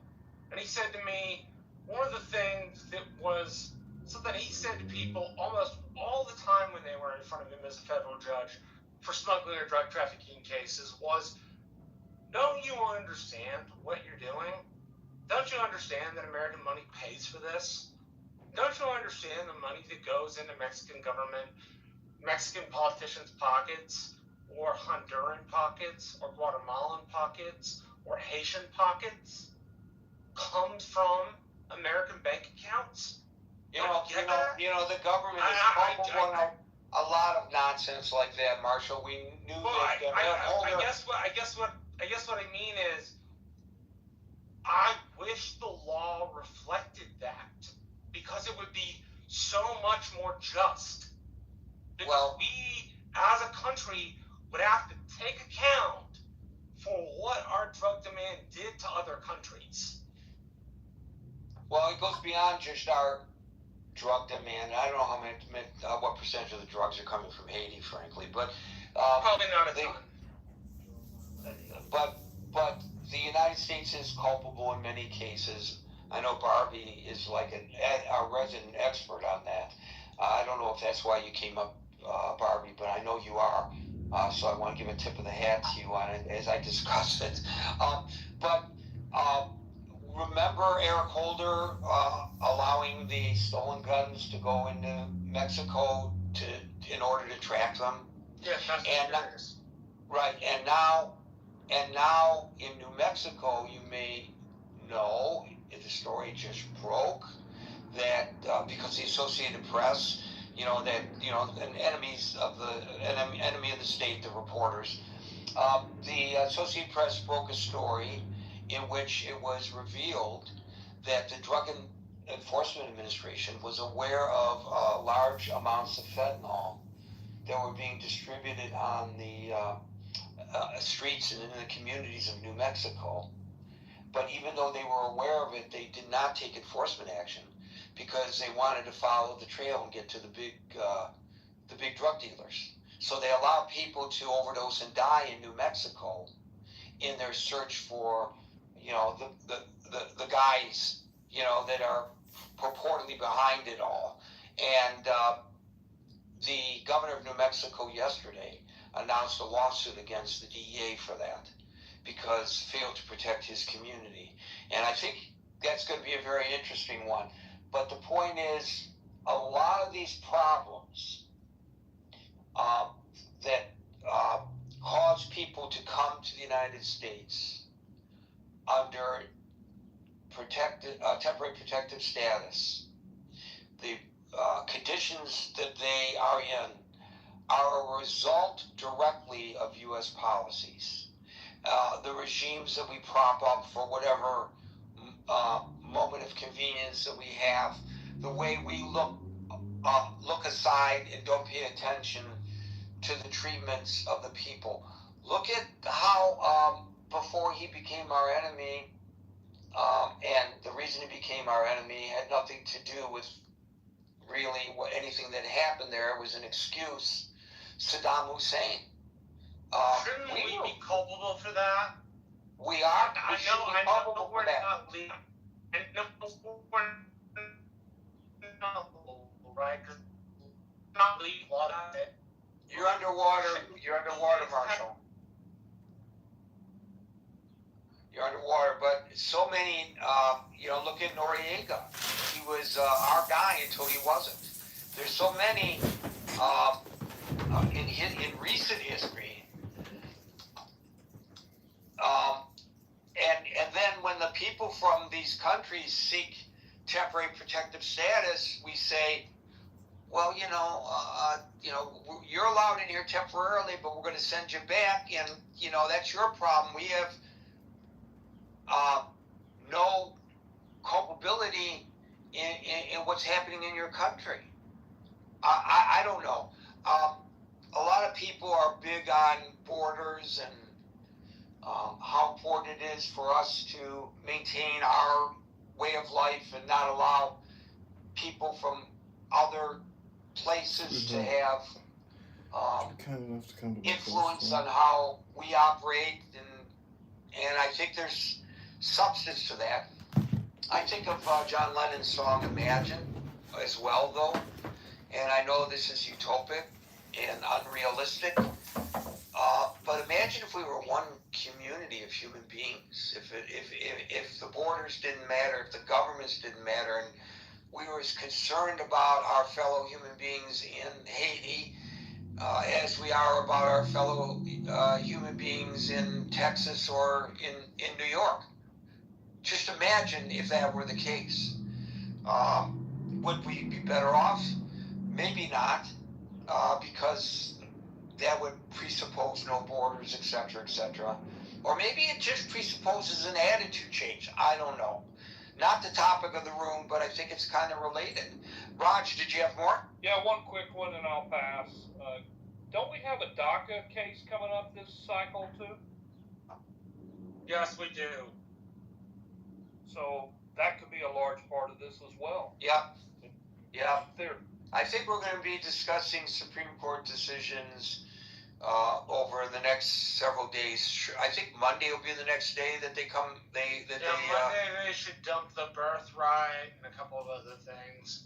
The voting thing too. So. Yeah, because they're gonna they'll go on break in July, recess in July. So I think July 1st or 2nd they're in recess. Do they get as much time off as members of Congress? Because I've been trying to get a job as a congressman just for one term so that I could get some kind of Chinese government honeypot to try to You should have told us. That way we could have used the critical thinking form to get you elected. It's been a lot of fun. Right. We'd have gotten you the member from New Jersey. But I just saw an analysis that they spend as much time off the job as they do on the job. So I just was wondering whether the Supremes get to do that too.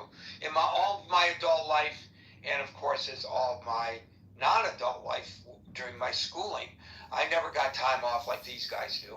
So they get off in July. That's great. I wish I had a job like that. Thank you, Marshall. Thank you, Raj. And we'll go to Agent, followed by Barbie. Wow, Gary, it's great to be here.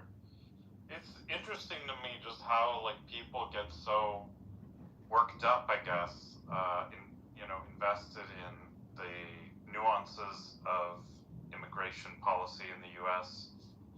I can tell you, I think that I've been an immigrant 3 times, 3 different countries in my life, and I've nationalized to one of them. And with all of them, I always came with complete humility and understanding that I could be removed from the country at a moment's notice. I could have all my status canceled and whatever. That they owed me nothing. I was grateful to have the different statuses that I did get. I'm just very grateful for that, and tried to be as, I guess, valuable and useful and attractive to the society as I possibly could. And I understood that the place that I came from, all these things were part of the package, part of the baggage potentially that pluses and minuses that I brought with me, not just who I was and my soul and am I a nice person, but it's the whole thing. And I understood with total humility if, okay, the U.S., there's some policy, this and that. And it did at different times. Another place I wanted to immigrate to, it has been a significant handicap, the fact that I'm a U.S. citizen, in order to get in there. So this is just part of being a person in the world, and it's incredible to me just how worked up Americans get about making sure that people from countries with a lot of problems in some cases, how important it is that they ensure that these people are guaranteed a spot, or that even if they're not legally, they're kind of already here, they're physically present already, therefore, how will we manage to enforce the law? We couldn't possibly enforce the law against them. This would be, we couldn't possibly exercise basic, public services to detain people or deport people or give them the notice even that they have to leave. This would be a war crime. This would be a crime against humanity if you were to serve papers on someone, or if they're in violation of the law to possibly use an officer of the law to enforce that. I mean, I don't know what to say. It just seems to me that the Supreme Court made a pretty what should be a non-controversial decision that something, I guess, that had basically in the law implied or otherwise been fall to the executive branch to have some discretion of how many asylum there are, or to basically set their own policy with this.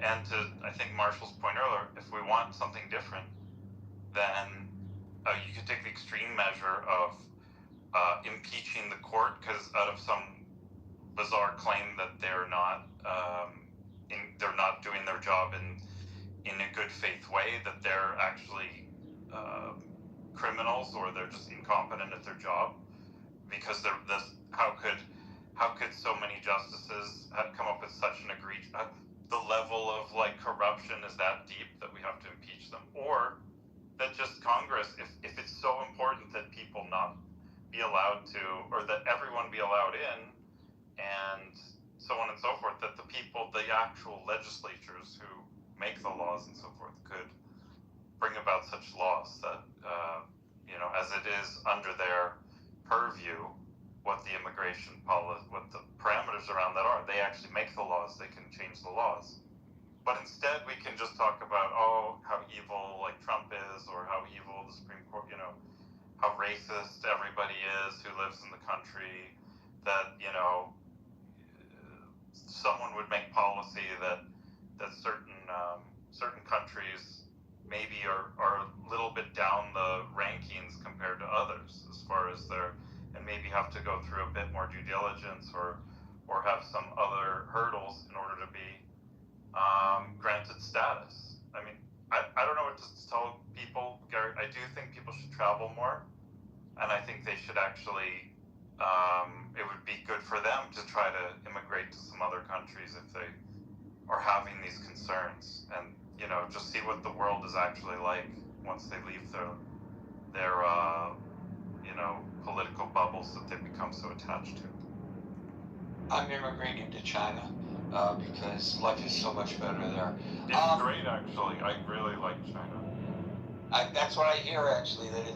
They actually have some cities that they just built that were from ground up, total technology-based cities. It's smart cities, I guess they call them.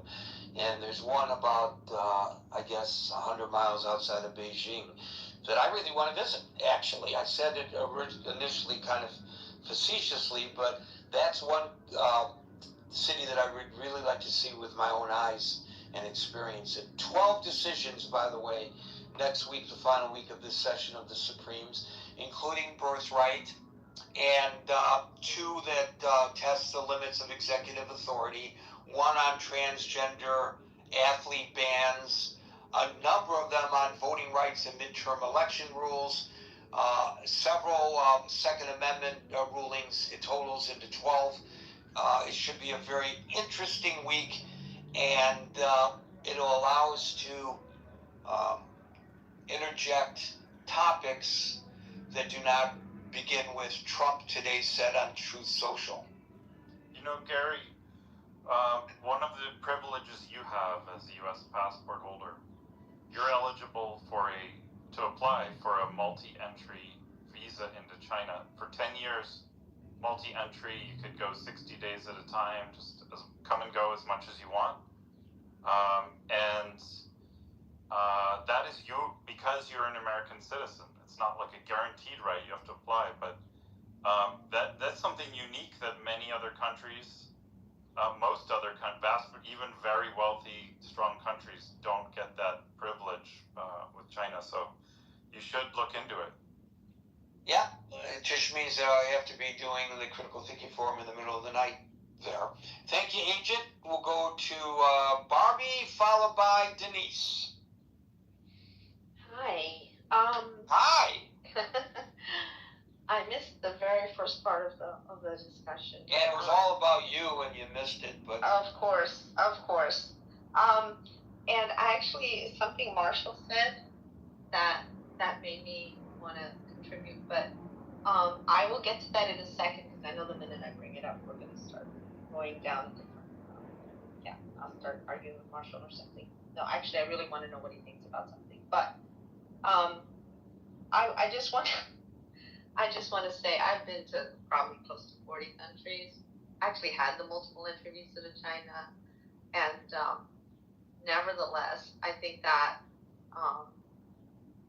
some of what was just shared is, I don't know, it's kind of like having someone walk in to a room who's got who's bruised and battered and bleeding and is sitting there for triage, and someone else says to them, just take an aspirin. It just feels like to think that obviously there's people that are disingenuous on all sides and ridiculous and overreacting. I mean, that's just a fact. But to think that some of the issues that are happening with immigration is just because people, they don't want people to be served a document. Yeah, it would be nice if people were served documents. That's not what happens. So there's been so many violations. So it just is like, I'm sorry, I'm still a little stuck on what the previous person shared. It just felt so completely separated from the reality of what's happening, what people are suffering, what they're enduring. I was just talking to someone, actually, a friend of a friend. No, I was talking to someone related to me by marriage, not birth, and who was visiting with someone else in the state of Georgia who has a friend, a very good friend of theirs, who was arrested by ICE. And the first-hand, well, to me, I guess it would be second or third hand, but I do believe them. Some of the anecdotes about them being gotten up at 1 in the morning in the middle of winter, made to stand in cells that had water on the floor in freezing temperatures, and then having papers waved at them, telling them to sign away certain things so that they could just, it's actual torture. So, yeah, let me move on from that. And Gary, thank you for what you said about the American, and also this is Marshall introduced that, and he painted a really good point in what you said about American responsibility, or the government responsibility, for so much of the misery and problems that actually happen in other countries and then get blow back on us. I don't have anything more to say on that right now. I'm definitely not an expert, but I'm probably a lot closer to the situation than most people here. So, but what I wanted to ask Marshall about is, Marshall, you did say that, you know, you wish there were some laws that would hold America, or the laws would. Yes, ma'am. I wish there was something that held the U.S. population accountable for our participation in the corruption and civil wars that were riven by the money we sent south to those cartels. Yeah. Because not they just, wouldn't and not have, just that, of course, I'm yes, sure, ma'am. as you know, it's obviously the installation of all the dictators in our. Yes, ma'am. Installation of all the dictators, the messing around in Central South You and I America. agree on this, but Marshall, here's the thing though, what I'm wondering though is, the minute, and I appreciate that you're like open about this, and I know we've talked about it before, but what is the struggle for me is, you're saying, we agree, but you are not representative of the majority of Republicans. And I know it's not a monolithic group. We've also discussed that in the past. There's all kinds of, but it would take away, the minute you start saying, well, we have some responsibility here, folks. Now that introduces a level of reason that politics can't actually handle. Because that would mean some compromise, that would mean some that would mean not vilifying. So I'm really curious, do you have any thoughts on what that would look like practically? Like, let's say, Ted Cruz is going to introduce some kind of bill. What would it look like in practicality? Or is that just a dream?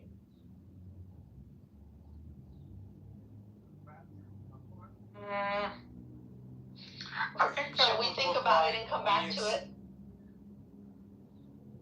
Sorry. Well, I'd like to give you a first impression. I'd like to do two things. Give you my first impression, which is unconsidered, and then come back to it and give you a considered impression. I had a professor that used to say, your first impression is important, but it's not the most important answer you'll give me. So I want to give you the important answer, and then I want to give you the really important answer tomorrow. My important answer is, it would look like taking in people who really had a problem more than what we allow in our metering of immigration. So if we say, I don't know the actual number off the top of my head, but say we take in 100,000 Guatemalans as just what we do every year. Mm-hmm. We're gonna up that to 200,000 Guatemalans, and those Guatemalans are going to be Guatemalans particularly affected by drug violence, right? I say Guatemalans because when I was here in 2018, I had the option to go to a private detention facility. Want to meet Mike Pence, and I didn't meet Mike Pence. I went to a private detention facility, and I met a mother from Guatemala, and I met a mother from Ecuador. And they each had kids about the same age. Boys about 9, girls about 6. And I asked them a bunch of questions because there was politicians that promised them safety and all that kind of good stuff, and then went into press. But what I asked was, why did you come to America? Like, what was the hope here? They said safety. So I would want, because their sons were right at the age to be pressed into the gangs, and their daughters were right at the age to be smuggled. And so my practical solution, off the top of my head, first considered, would be to take people like that and bring them into the United States. Hey, we owe you this. We'll bring you in. Maybe you be in Texas, maybe you be in Florida, maybe you be in Ohio. I don't know where. But that would be my first impression. And then I'm going to think about this, and we'll come back to it tomorrow to give you a better answer. Yeah, no, I appreciate that answer. I think that, I'm sorry, Gary, I'm not trying to take over here. I just really want to know what Marshall thinks. Yeah, okay, sounds like something you guys can back channel. I want to move on. I want to move on to Denise because we only have 2 minutes. I want to give her an opportunity. Denise, you got 2 minutes. I apologize for the time constraint. It's all yours. Okay. I saw this ruling, and I didn't even blink. It didn't even shake me. I'm sad to say that because I think the depths and the limitless bottom of racism that we are seeing depicted by this administration, I can't even be surprised anymore. In the same year that you let in white South Africans who are fleeing nothing, who are fleeing absolutely nothing, you end status for a group of people that by any measure should qualify. By any measure. This isn't a tourist trying to choose a different place to live. These are people that are fleeing the most incredible conditions. And as a Black person, I'm wondering how they're going to enforce this. I think somebody asked that question earlier. Does that mean you're going to stop me on the street and make me to show my papers to see if I'm Haitian and I need to be kicked out? Like, what does this actually look like? And I think that it's really important to note that it isn't like, hey, we're going to end this and you have a year and a half to save money, to figure out what you're going to do, to make another plan. Like, it's just no. Because we don't like you. Because we get to pick and choose what color the people are that come to the United States of America. And we've seen that done in the same year. And so I wish I was surprised, but I feel like the fears that I have are just being consistently validated. And I often wonder, I've wondered all my life, like, how did slavery happen? How did they convince nice people? I think people are inherently nice. How did they get people to put people in different classes based on the color of their skin? How ridiculous. How did we get here? And I feel like I'm seeing it play out, like, with every decision, with every policy move. This is how we got there. So, I'm glad you're talking about this, and I wish I could even cry, because it makes me sad enough that I want to cry. But I don't even have anything left to respond to the obvious, physical, unapologetic, violent, aggressive, cruel policies of this administration. Thank you, Denise. Nice way to anchor our discussion today. Appreciate you sharing your very personal thoughts about this. Folks, we're here Monday through Friday from 5 o'clock New York time. So until 5 o'clock New York time tomorrow, for the next edition of the Critical Thinking Forum, everybody be safe, be well, and peace out.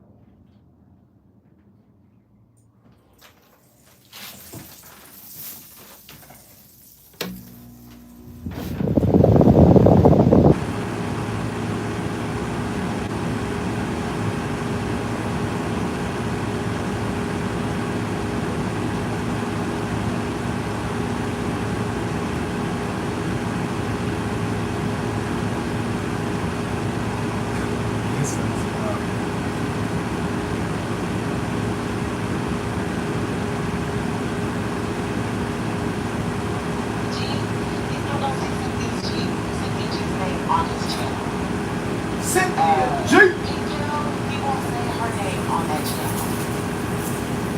There's other black women that say, basically, he's not going to say their names on the channel.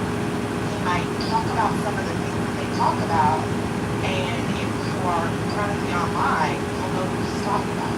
But if not, you're going to have to search. But outside of that, he will talk about black women as a group, what I would like to call trademark them as a group, as an entity. But he will not talk about specific black women and what they say after that whole theology mass. It's just too many aggressive women. Like, because he's talked about his demographics multiple times and how it's used. And how it's used.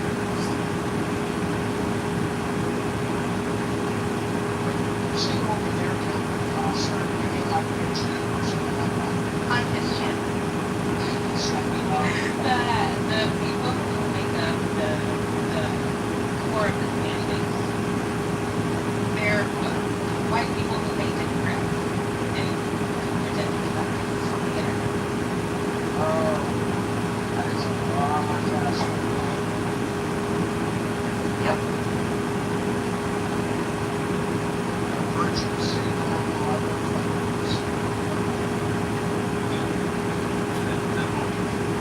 That's the thing about those people. They're paying. They are paying. That's the thing.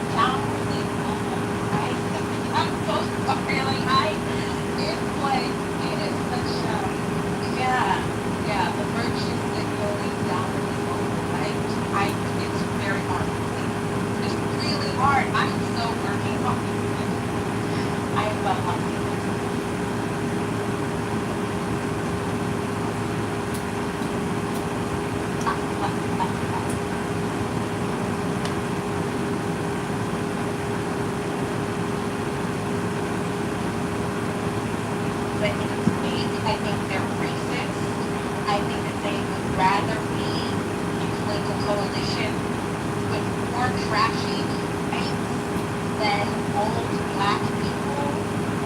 And they're protecting people. I just don't. I just can't.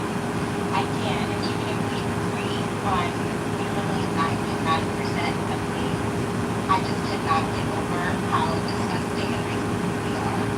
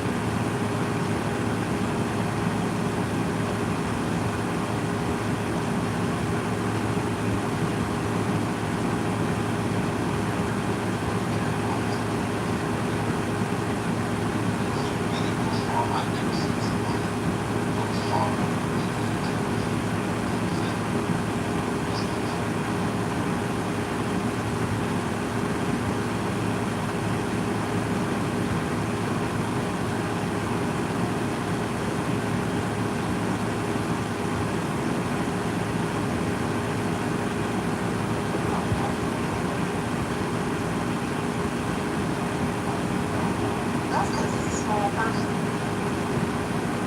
I looks like that it's fine, but there's no care in the language. It is so wrong and mean spirited. It's like this is not just about doing this together. So all of us talking about different Democrats every day. I find that to be so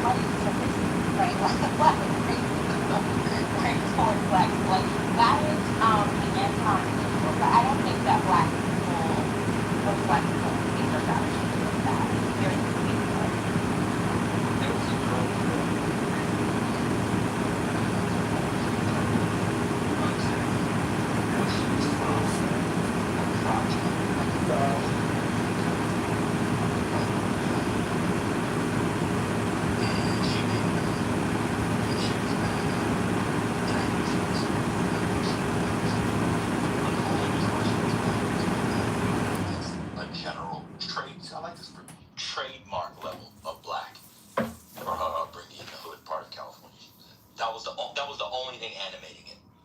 That was it.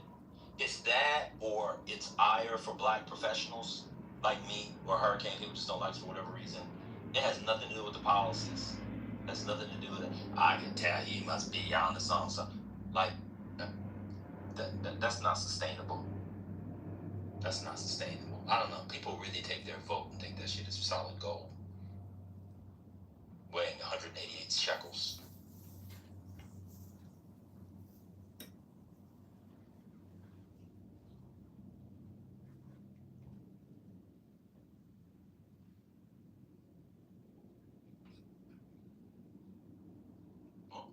Captain Teriyaki's live right now.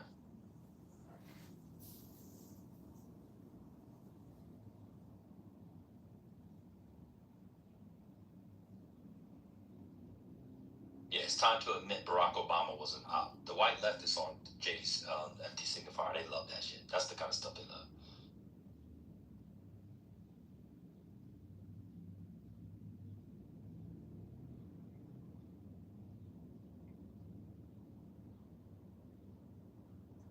Might ping somebody in here. I mean, just boom it. In the name of that stuff, oh, okay, you can boom it. But it's so safe to say, like that's my only frustration is if you're fashioning yourself as a radical truth teller, then you have to actually be willing to say things that popular or upsetting. Shitting on Barack Obama in 2026 is like the safest position. Is this? Even my mom is starting to turn on Obama, and she has up an Obama portrait in her home. Like, right? Like, it's just not. You're not doing anything compelling. And that picture's gonna stay up. Okay, all the pictures, we gonna cut them out, and he gonna stay right there on that wall next to Jesus.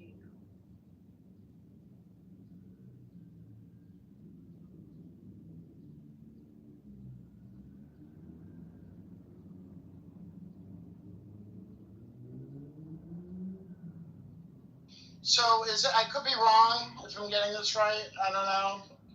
Is this akin to like the Bernie white leftists lecturing people in South Carolina about the primary win for Hillary? Is that along those lines? What is it? Is what akin to what? What's the it?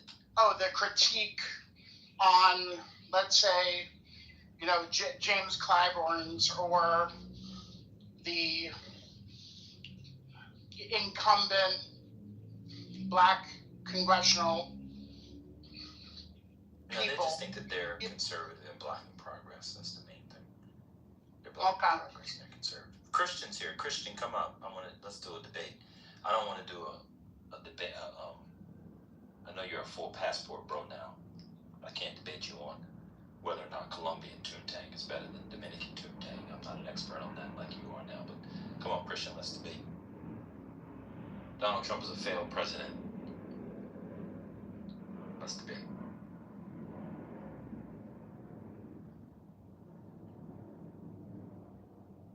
Not gonna be able to beat you. You know, that's why he's not coming up. Because he knows Christian doesn't care. No, Christian never cares. Christian, are you in Dominicana?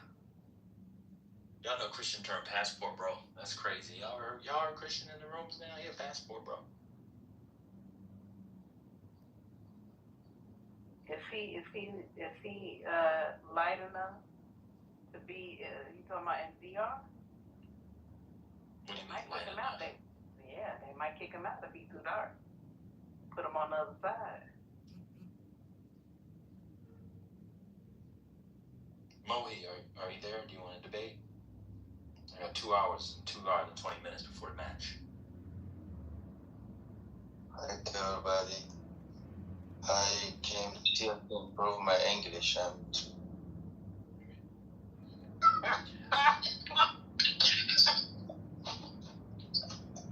I think Come on, Christian, give me a topic. Let's debate a topic.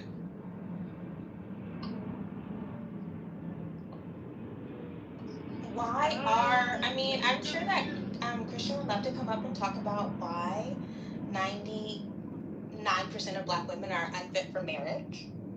I feel like that is in his wheelhouse. Why we are only suited to be baby mamas on welfare or educated who sleep with our dogs in the bed, and go to sleep clutching our diplomas. Like that's his thing.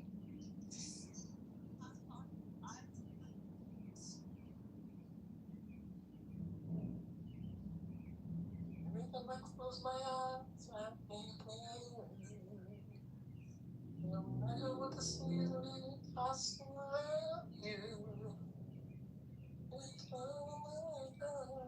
I wanna be where you are. I'm too lucky. Let's take that night.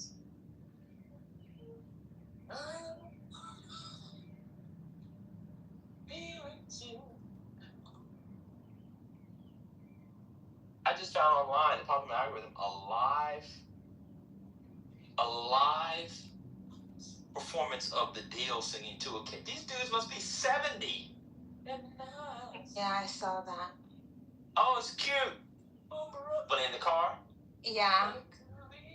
Yeah, because I made a comment to somebody who lives in my home about how Babyface is not letting go of that hair dye. And shout out to him. 30 years now. He would probably look good in gray hair, too. You should let it go. The stage is open. Christian left. He must be busy because he always loves a debate. Well, I'll stand on the fact that the Afghanistan pullout was an utter failure because in an office building a government worker had a rainbow flag. He said that to me before. That was Steve Appelish, to be fair. No. Oh, yes, it was. I hear it now. It was. I have a question, because I still don't quite understand progressive Democrats versus, I don't know, what we call them. Would we call them traditional Democrats or status quo Democrat? I don't understand this concept of a progressive Democrat. Yeah, that's good. Yeah, the traditional ones, they say they're more corporate, they're not for the people, they don't rock the boat, etc. Yeah, that's good. Institutional. So that makes a distinction as to, so the progressives are the ones that want to rock the boat, middle finger to, especially a city like New York, which is the whole corporate structure. Go ahead, Spiritus. I said New York, you can't help it. I mean, like Escalade was in the progressive caucus, so he wasn't one of them that you're talking about. It's all. I think it's like Medicare for all. It's not. But that's one. But most Democrats at this point, if they support Medicare for all, they would say yes. It's all attitudinal. It's about age and how do you comport yourself in public. And once all those people are actually in Congress or whatever, they're going to do exactly what AOC did, which is fall in line, okay? They're going to do the same thing. And then the leftist or the progressive or the DSA people are going to call them sellouts too. That's the way of the world. Shout out to Earth, Wind, and Fire.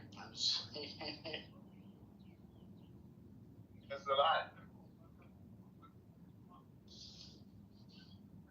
Yeah, but there are plenty of older Democrats that are progressive.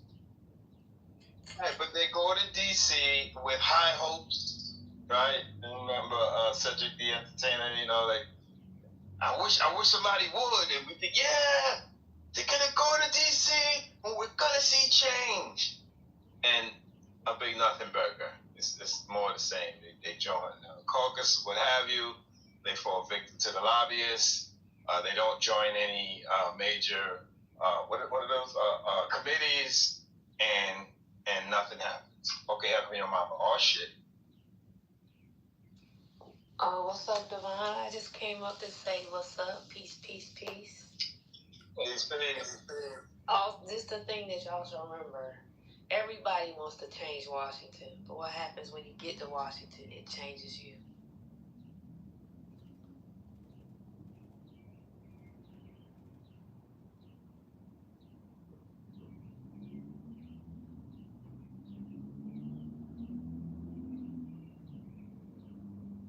I turned y'all down several times today because there was an echo in the room. I turned y'all down several days because somebody had lost their marbles. Y'all all right?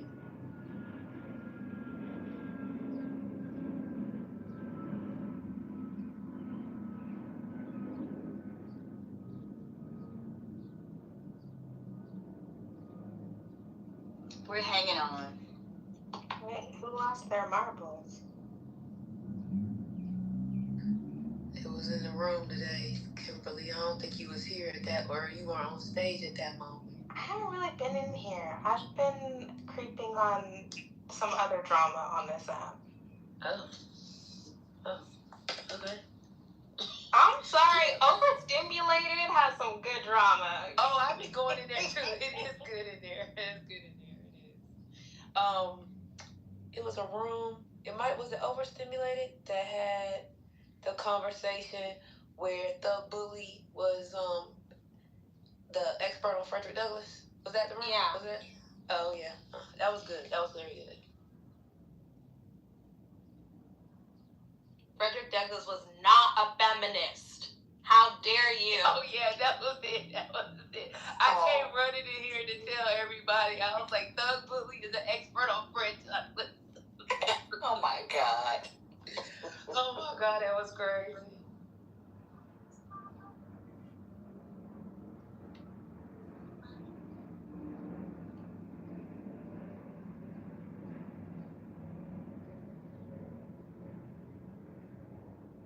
Does anyone know who Clarissa Shields is?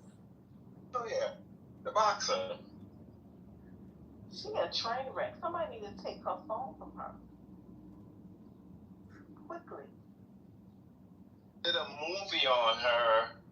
I thought it was all right. They should have did a docu-series. It was too much happened too fast. And, we analyze these things about, trying to put someone's life in, what is a movie, 90 minutes about?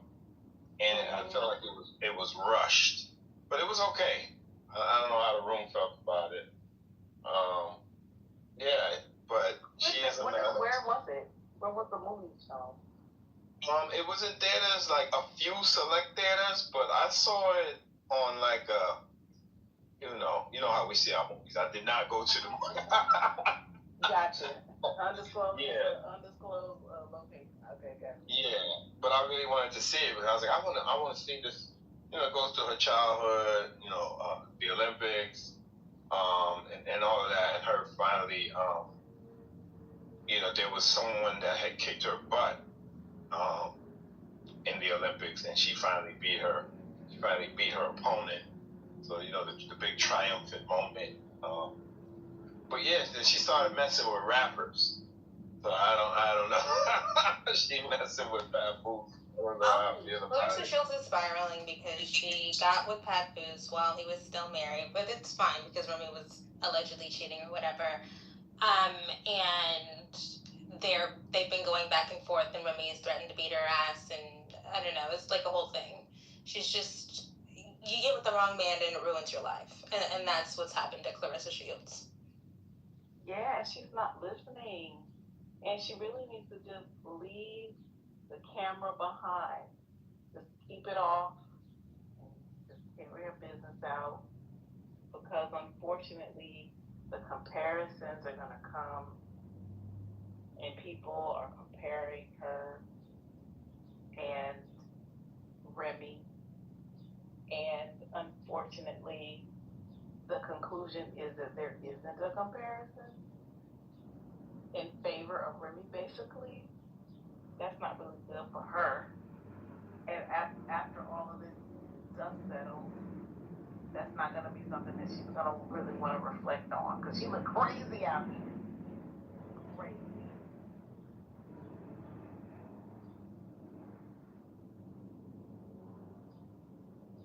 Yeah, I know she went at Layla Ali, right? She tried to come for Layla Ali, y'all.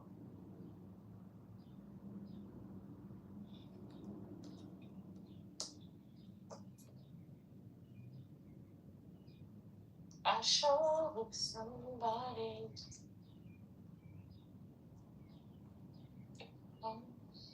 Sherry, you know you off mute. Oh, I'm sorry.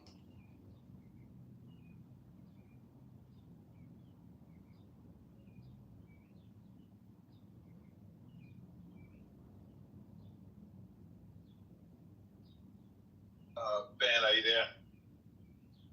Yeah. So I'm out and about. I just saw a woman over 40 with a flat stomach, and I got nervous. Run.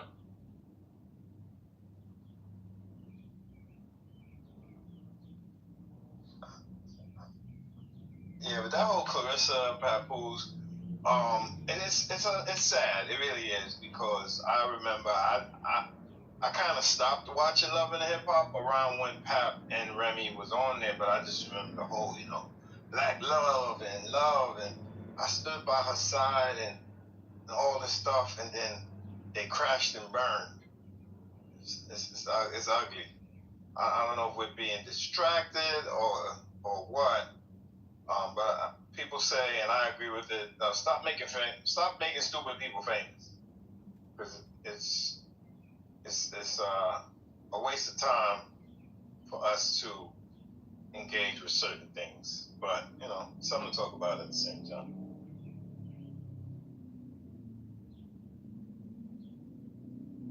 Yeah, it would be better if it was actually not based on a real person's life. Like, I kind of would rather it not be based on a true story. Because this is sad. And Remy said that she hadn't been with Papoose since 2022. Y'all. Ooh, I have a topic that I can test here. Why do y'all think that the xenophobia around Juneteenth picked up? Fire. There's something happening.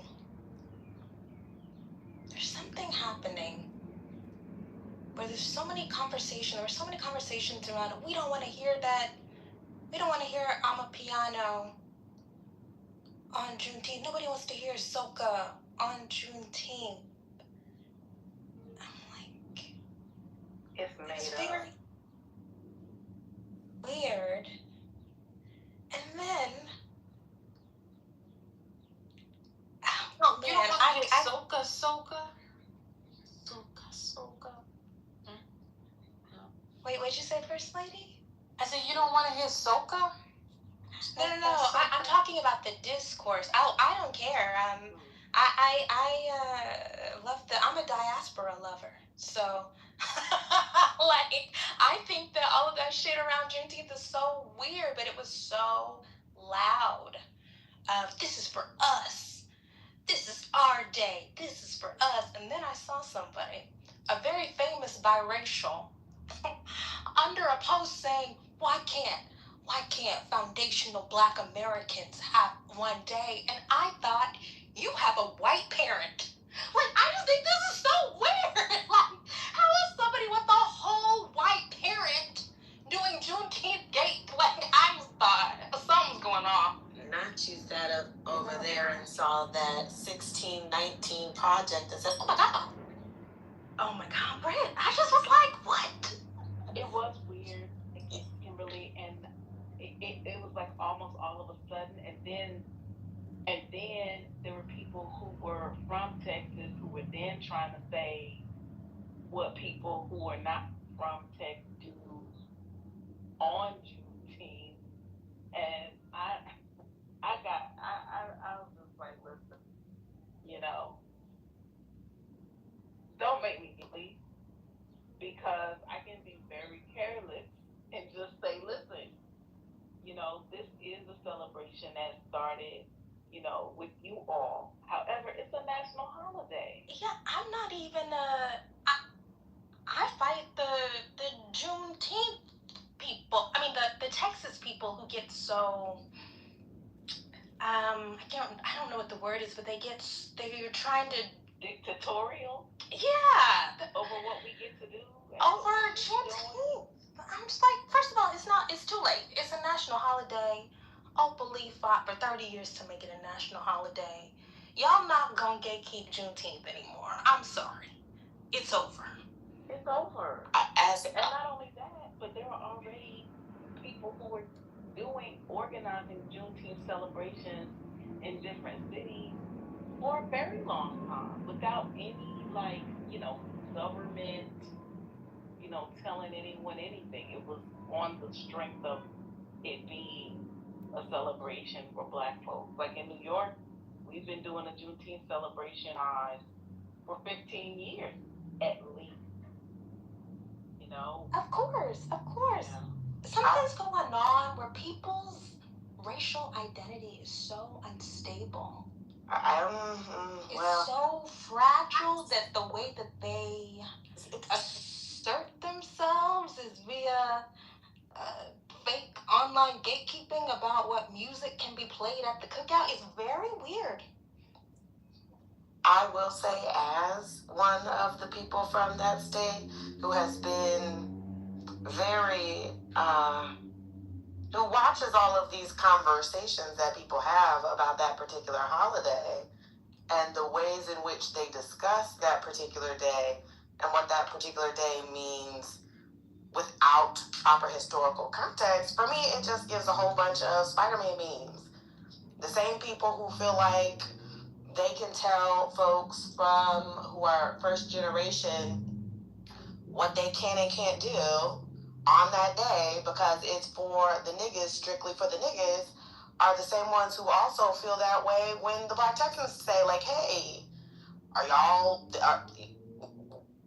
the way you're talking about it and the way you're using this holiday to talk to other people, you're removing the very persons upon which the holiday is based on. I think, you know, and then to your comment, Kim, then it becomes, well, then there's a person who has a white parent who's saying these things, and it's, well, why are you talking? You have a white parent. That's what I'm saying. Like, if you understand what it means.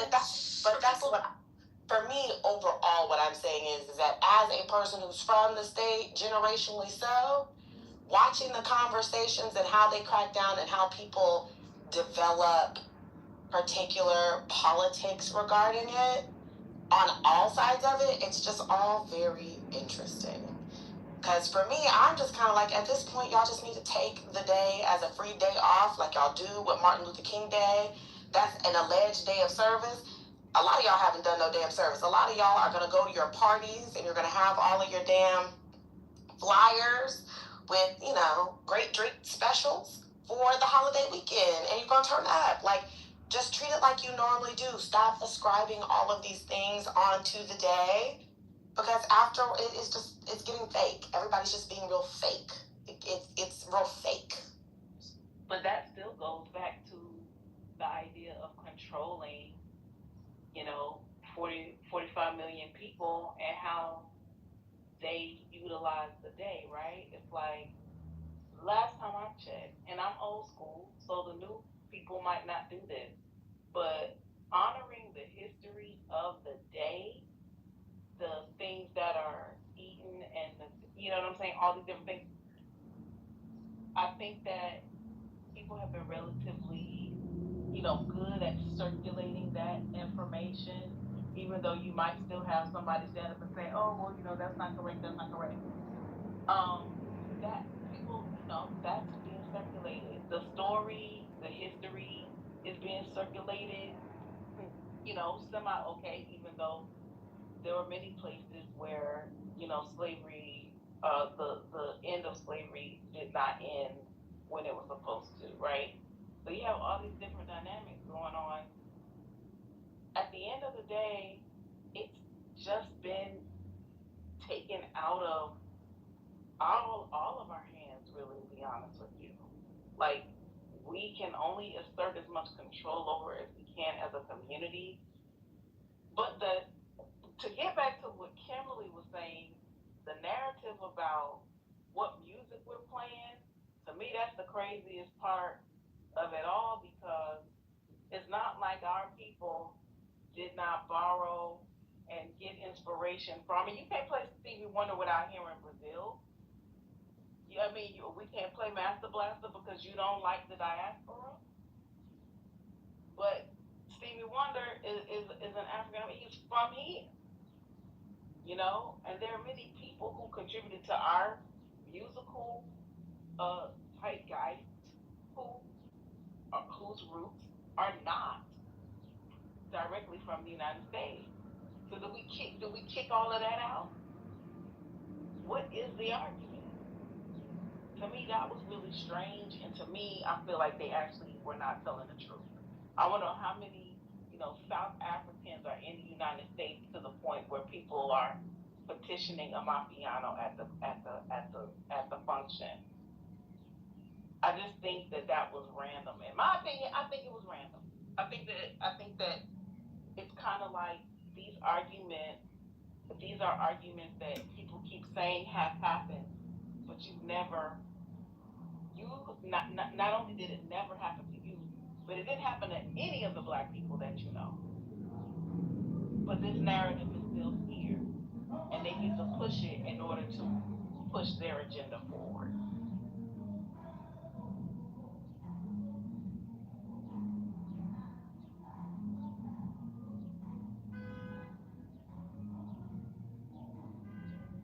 Yeah, I'm trying to think about. I think y'all have sense, so we agree that that's wrong.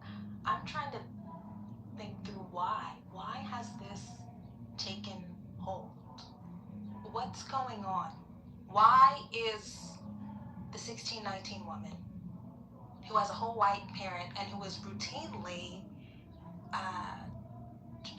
talked about as if she's not Black, her white parent, why would she get on the 80 street? Like, I don't know. Oh, you talking about the red-haired lady? Y'all have nothing.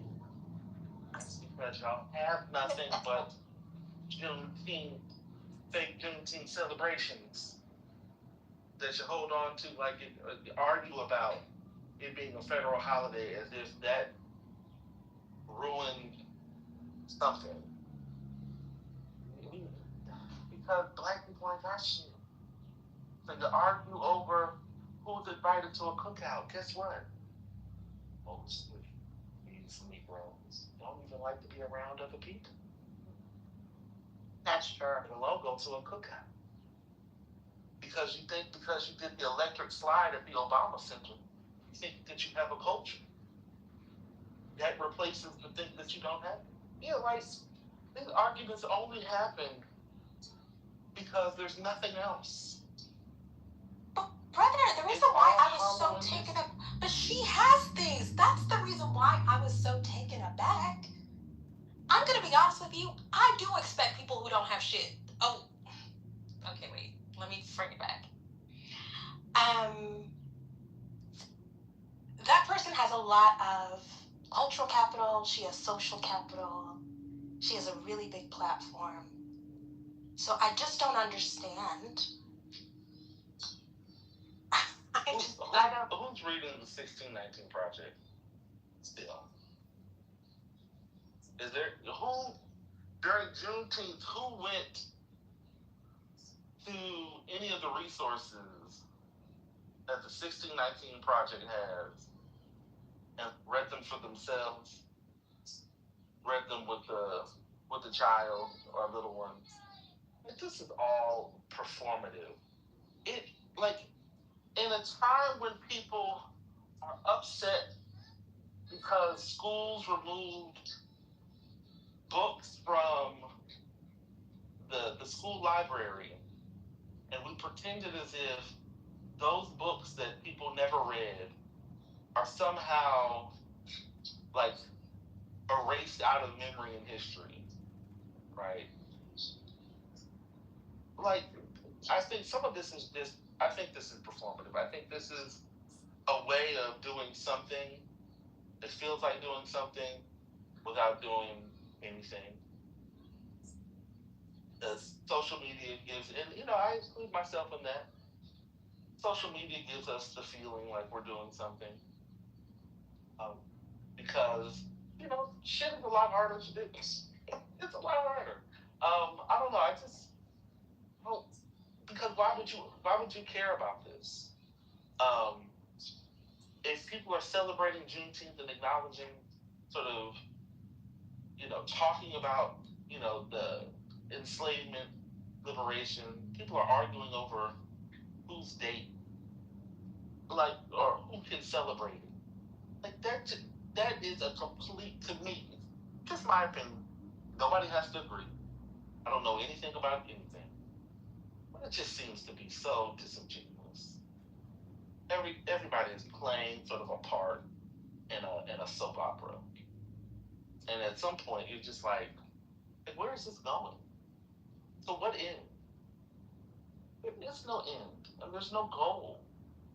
There's no goal. There's no vision. It's not like people are setting up and calling for, I don't know, the creation of new institutions, or people are passing, like, people are arguing over who can celebrate it. Oh, it just seems, it's all fake. Yeah, super strange. Threads is the new Twitter. I've been getting back on Threads, and they have a lot of good drama there. As you can come up and please give your opinion. You don't. The wonderful thing about the stage and this space is you don't have to agree. If you would like to say something, if we're saying nothing, if I'm saying nothing, please enlighten us. Say something. Is this wholesome? Yes. Because what I could say is very different. Well, let's not talk about that. We don't have to talk about what's inviting people on stage to share their opinion. Well, is wholesome. Well, I mean, it depends on if you're gonna put them in a trick bag liquor. Oh no, I don't have any. No, I don't have any. You don't have any trick bag. Listen. I said what I believe, and people got a lot of pushback. And I'm encouraging people to push back and share what they think. They don't have to agree. But I'm just saying other people saying nothing doesn't really add to anything. Well, see, Brittany said more about nothing and then added S. So there's some extra stuff for you there. Oh, there you go. That was enlightening. I don't know. I mean, I agree with you. I think they're more invested in being performative than the meaning of well, maybe not the meaning, but the historical, the history of Juneteenth. By the way, that wasn't the only form of Jubilee, but that's another discussion.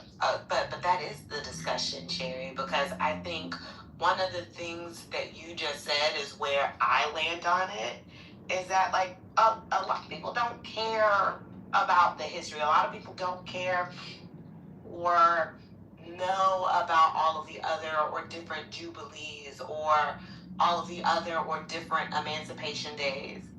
I just, even in the state where it comes from, people celebrate the day. Like, growing up, the parades are different. How it's celebrated in Galveston and Houston is not the same as how it will look in the middle of the country with Black people in East Texas or in Dallas and Fort Worth. There are a lot of people who are taking up the banner of the holiday to push people out. And it's just, It's all just to have the diaspora wars on the internet, which is why I said earlier, people just need to take the day. Like, I understand this idea of it's telling people what to do or how to celebrate, but with all holidays, like, I don't think that there needs to be this big, ginormous fight or need to like, I don't know, have a weird sort of specialness about the holiday wherein now everybody has a battering ram to feel important or special. I've given up the ghost. It's a day off.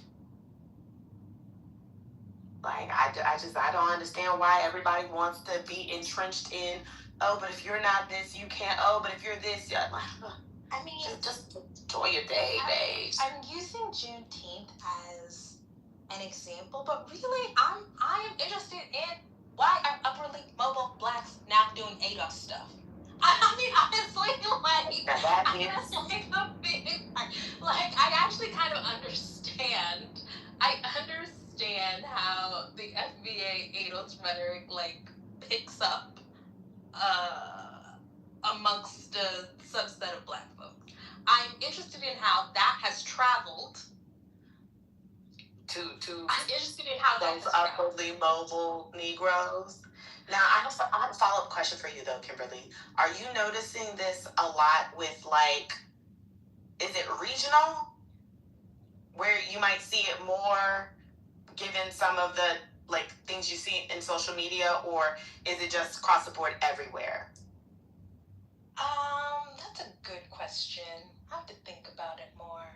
Because that's also one of the, like, the difference in, to me, for a lot of these things, like, some of it is, like, regionally speaking, and then other parts of, or other things to me is, oh, y'all are all in big blue states, and y'all all feel a kind of way about each other, and so now y'all are coming on the internet like y'all done since y'all were 15, 16, 17, 18, 19, 20, and now y'all are beefing with each other on the internet because you're mad because you went to that party last week and they cut off Waka Flocka Flame and you were ready to talk about how he was one hood ass nigga to put on what's that Nigerian young man that they like so much who does Shayo? They put that on. Wizkid or Afrobeats. What is his name? Davido or that's one of them. Is not the one I was thinking of, but like, yeah, they cut your Waka Flocka Flame to put on DeVito, and now you're upset, and now you want to get on the internet and gangbang with everybody.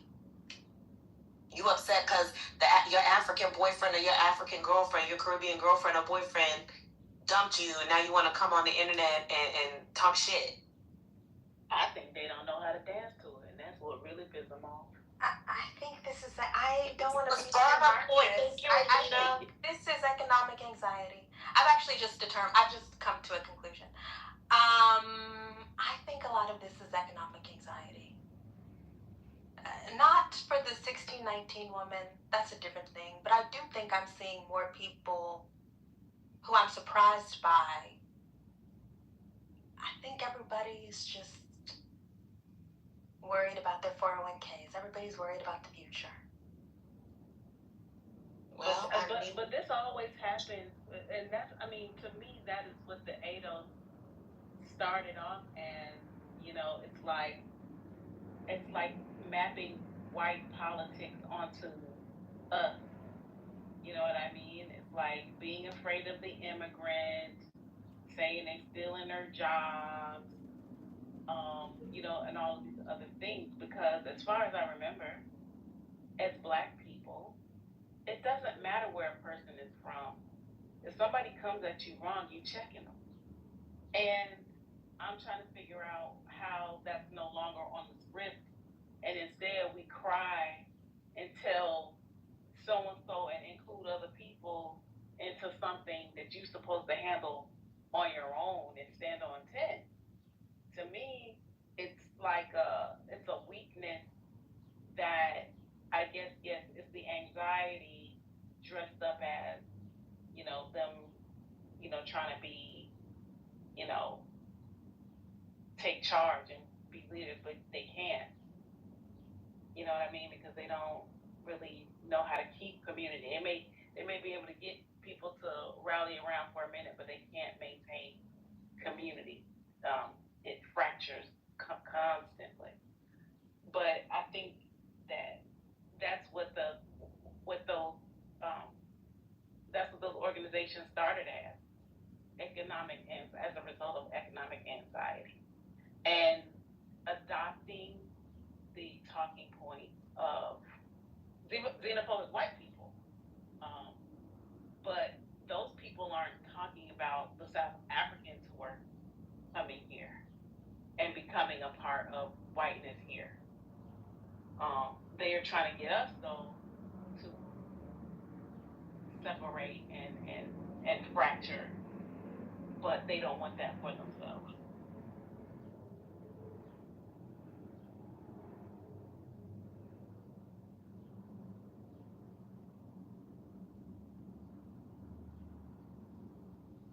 Because when we're weaker, it's easy for you to take advantage of us if we're weaker. It just is. And that's what, America runs on dunking on black people. That's what America runs on, dunking on black people. And the easier you make it is the better for them. I just don't. I think people don't want to be black. And or they want it. They want it aesthetically.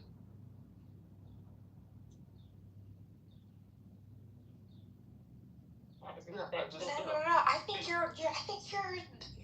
you're there. There is something about. I'm not saying that's for everybody. I just think there's a significant group of people who just don't want to be black. Yeah. They, like that's, there's something that I think people think is mythical about identity.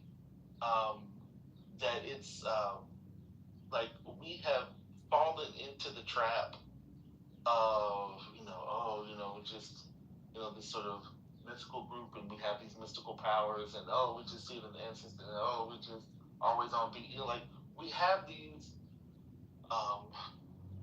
aphorisms. We have these platitudes. We have these sayings that we have internalized, and we believe that they're like that if we just say them over and over, like that is the work. And then we somehow don't want to do the work. I mean, the truth of the matter is, like, culture, ethnicity, ideology, identity are, like, it takes work. If you want a collectivity, it takes work. If you want an identity, a collective identity, that takes work.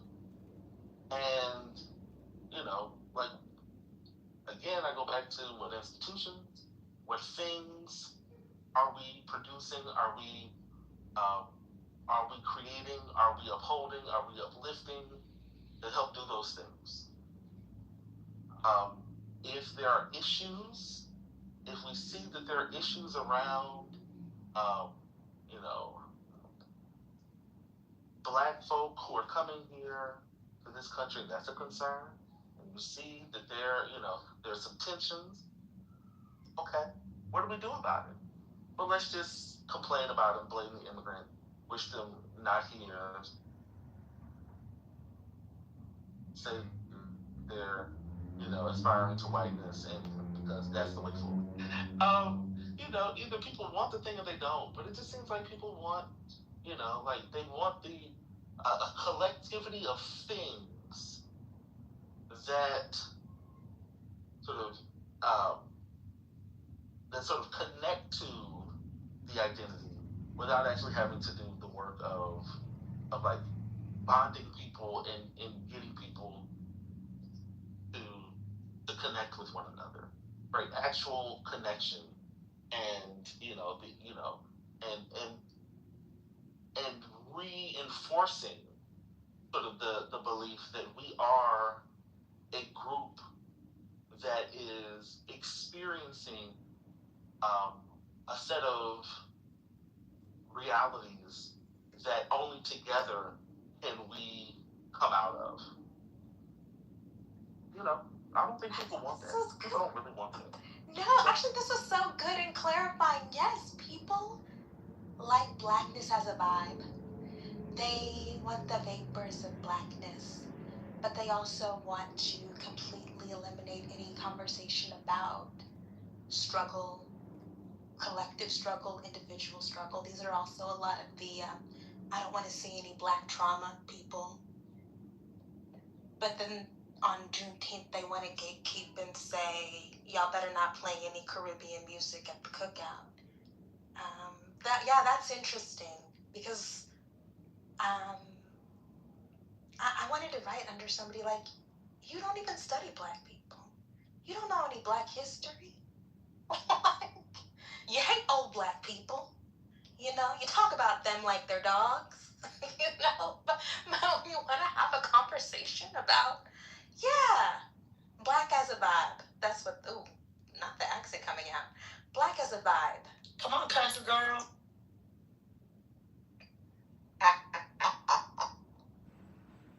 Are these the people, the same people who like to say, we are not our ancestors? I don't.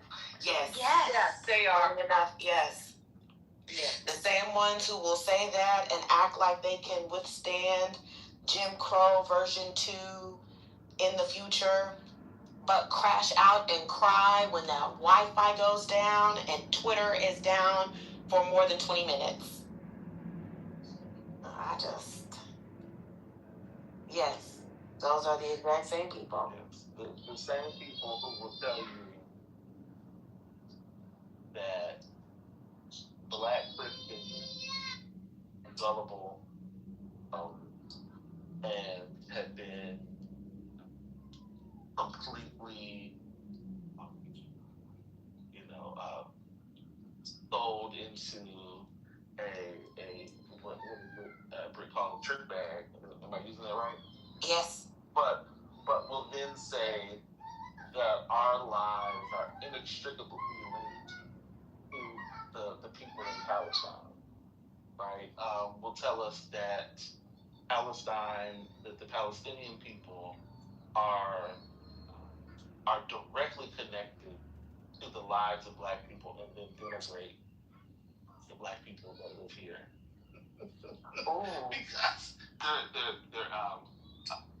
Because they're Christian. It's those people. Brother Messi, let's stay right there though. Stay right there. Because it's not even just the Christianity. Remember a few days ago about how you Southerners are what? Those same people who think the same people who denigrate black people and older black people at that. Let's talk about, because it's the black Christians, but they also have that same vim for the old black people, and in particular old black Southerners who they feel like are easily led, but then we'll turn around and say that we are inextricably linked to the people in Palestine, and yet you don't like your Mima. Sure don't. They surely don't. They don't. Oh, this is related, but not. Maya put me on to a literal 2-hour-long clip of Mimi and Quinn going back and forth. That's what we were telling you about the other day. Very glad you saw it. What are your thoughts? I have nothing. I mean, I'm not in any mess. I have no feelings about Mimi outside of this. It's just crazy to. She said Southern black people are holding all black people back, and I just am like, but what are you doing? What are Mimi's contributions to black progress? I just don't know. Maybe I'm unfamiliar. I'm unfamiliar and I'm not in it. I don't know. I was just curious. Well, she got out. Well, because she's in California, and to be in a blue state is to be free. Did you not know? It's to be removed from the servile docile mindset. It is to be human. It is to be actualized. Wait, Britt, didn't she also say that California blacks are the real revolutionaries? Didn't she? Certainly did. and then they all tried to rest on the laurels of the Black Panther Party in an effort to say that, like, yeah, we fight for our rights. We are always revolutionaries. We had these movements. Anyways, we don't have to spend too much time on it, but shout out to Maya for putting me on to that extended exchange. It was and great. shout out to Quinn. That's a black king right there. That is an Englishman, please. Oh. Yes. Wait, was it during that exchange that he said somebody didn't have the wherewithal? Yes, and that's wherewithal. the wherewithal, yes. But he had the wherewithal to go toe to toe with Mimi, yes. Mm-hmm. Okay, that's why he's English.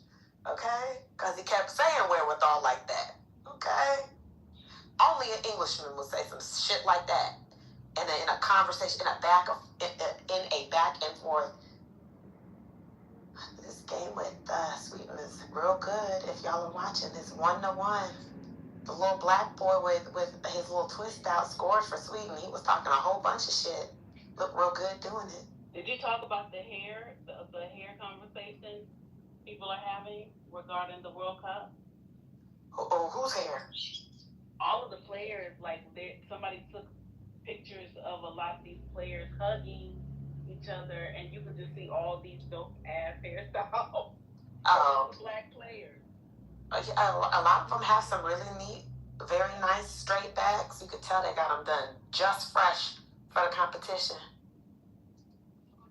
I hope some of them have barbers and local connects, because some of them are going to look crazy after a few matches.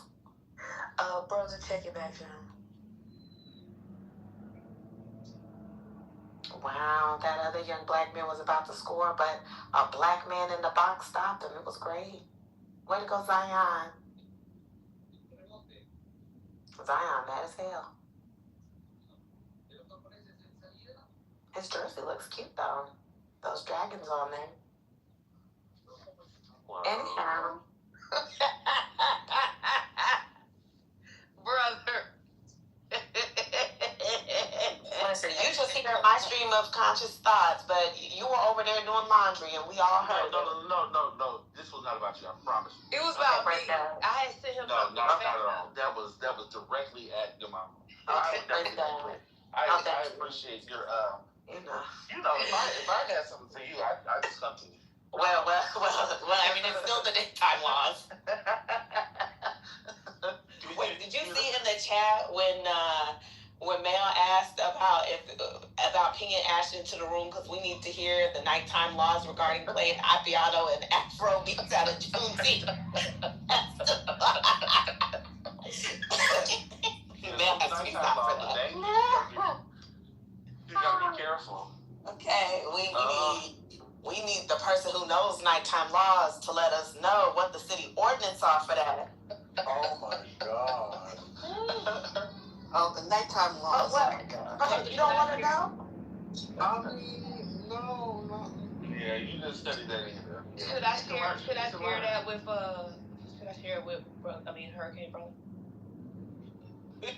Yeah. Those nighttime laws. Oh my God. I'll just say, yeah, you can only share that in the daytime with mama. Nighttime laws, you might get in trouble. Nighttime laws, you might get in trouble. I might get shot in something or something. Yeah, you might get shot. I mean, I appreciate the soccer commentary. As someone who was never into soccer, I enjoy. I think with a lot of things, but when especially we're talking about very excited, I can it's kind of exciting to when you watch it and see it with other folks. It's been true. a lot of different things. Like, oh, okay, I can see this. And then when you see how black, some of these things, right? You're like, oh, okay. I'm gonna be honest. That's how I got into women's volleyball a long time ago. Now I'm not big into I don't know the name, but during the Olympics, I think I saw Cuba's team. I saw them all black women, just killing it. It was cool to see. I was like, oh, other places, this is not it's not just a white sport. So that was fun.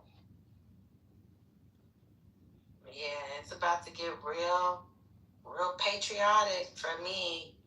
At 9 o'clock, I hate the person I'm about to become. But it's only gonna be for 2 hours, and then all that's gonna get packed right back up. I need you to focus on your voice. I'm not going outside. She's not going outside tonight. Well, She got work. I don't know. Does that matter? Yes, it actually does. I need you to, make sure there's some lemon, some honey and lemon on deck to soothe that voice of yours today. That long suit was crazy. Well, let me tell you something. You came out there one day, just voice. I was like, I had to look at the PTR. I couldn't just look at the avatar. Who was that gremlin on stage? I had to click on it. I was like, hold on. I got to look at the handle because this is an imposter. I don't know who this person is. We said, Britt, I don't know who this person speaking is. Let me tell you something. I'll just say the voice was so deep that Romulus would have been proud. Not I had the bass. Super bass. The boom, boom, boom, boom, boom, boom, boom. No, Britt had the bass. Oh, yeah, you was backing up. See, y'all, this is what I didn't like, brother. The fact that you gave her a pass on the voice. When I sounded. No, I did get her. But why I had to be at the Underground Railroad. Listen, I know, the hush puppies was a little too much. I do. And I called you your mama box brown. That was good. Not you repeating your jokes. That's insane. I think that was the spirit. I don't want to take too much credit for that. That was the spirit. Spirit move. The vessel. I was the vessel.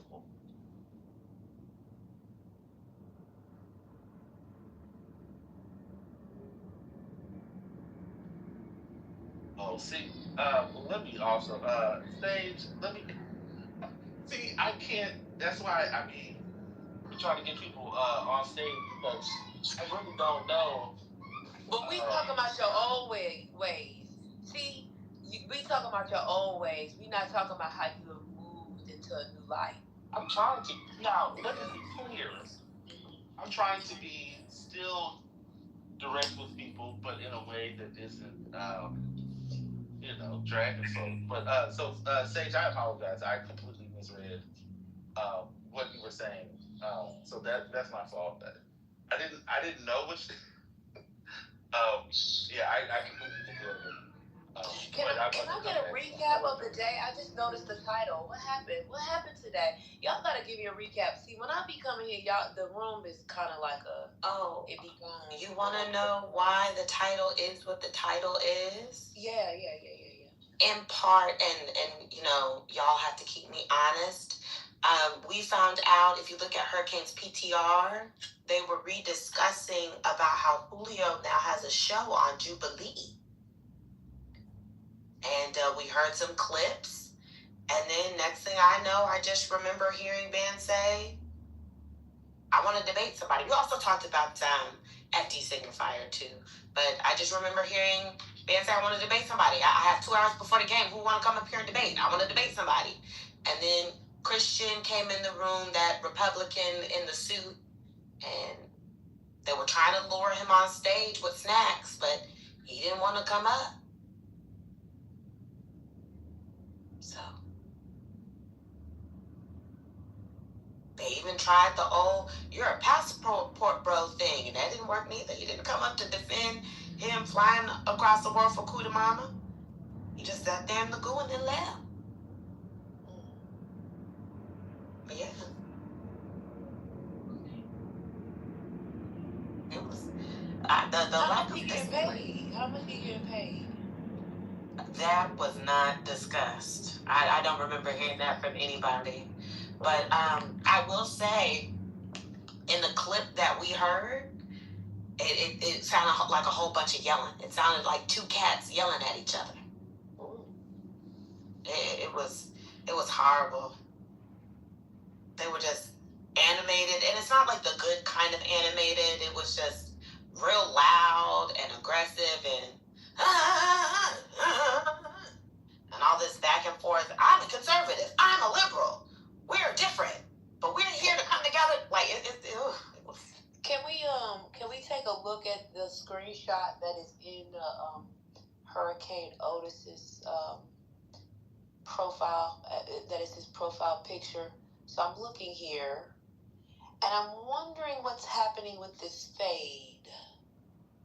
Well, Your mama rules. It doesn't look like it's blended correctly. Yeah. Well, is that S curl in the top? Hello? He's trying, your mama. He's trying to quit his day job, and that's all that matters. He's trying to leave that day job. Working 9 to 5, trying to stay alive. So yeah, that's it. No debates ended up occurring. I have a new clip of Julio and that boy. It's a promo. Okay, your mama. Let me. Okay. Touch your head again, thinking, "Damn." Oh crap! It's hard to freaking play on Instagram. Wait.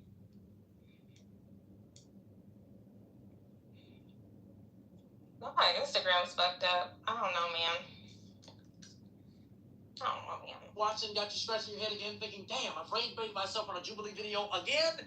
Well, I got something else that's going to do the same thing to you, or possibly teach you something. You've probably seen me before. I'm Austin Julio Brock, and I'm a Christian populist. And I'm David Mauricio, and I guess we call this show. We're doing something revolutionary. Oh yeah, y'all played this. Sorry, this is new to me. I just found out about this. They're doing something revolutionary. Progressive versus a Christian populist. Okay. So let that man move. What was the place? The place where they was trying to do Christian populism in the country. What was the place? I forget now. That's crazy. I don't even know what a Christian populist is, child. I don't. This is identity politics. Let's be honest. What, the I'm conservative versus I'm a liberal thing? Yeah, no, the added adjectives, the added, monikers to the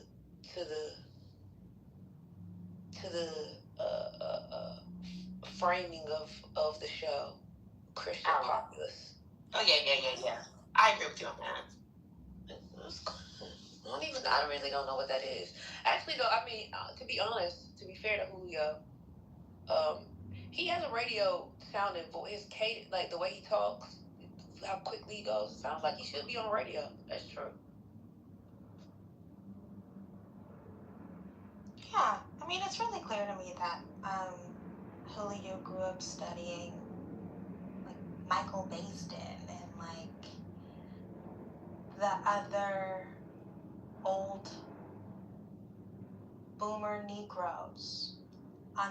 He just has that. I just don't know if it works in this environment. I just don't know if it's gonna get him. I don't know. My mom would love it. But if this is a show that's looking for a Gen Z audience, I don't know. Oriented towards the platforms, I don't know. But, God bless him.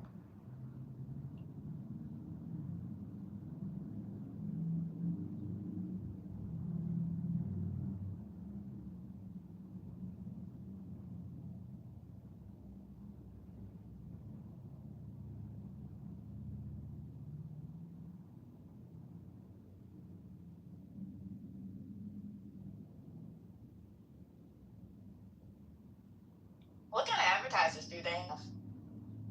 Jubilee. Does anybody know?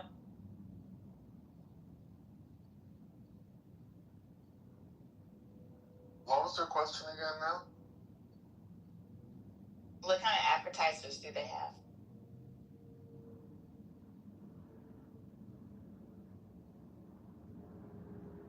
I don't know. I literally was just thinking about this. How are they making money? It can't just be AdSense. It can't. Do they do events? Do they do live reads? Do they do? I don't watch it. Do they do like product mentions? Like, I don't know.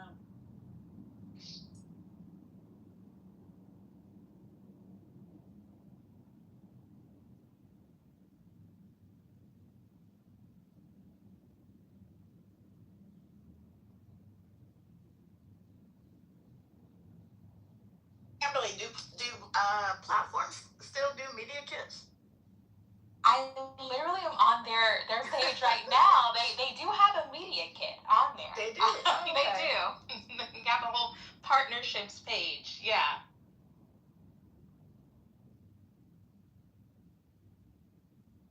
I'm thinking that'll dictate the success of the show. Like its longevity, if they can find advertising partners.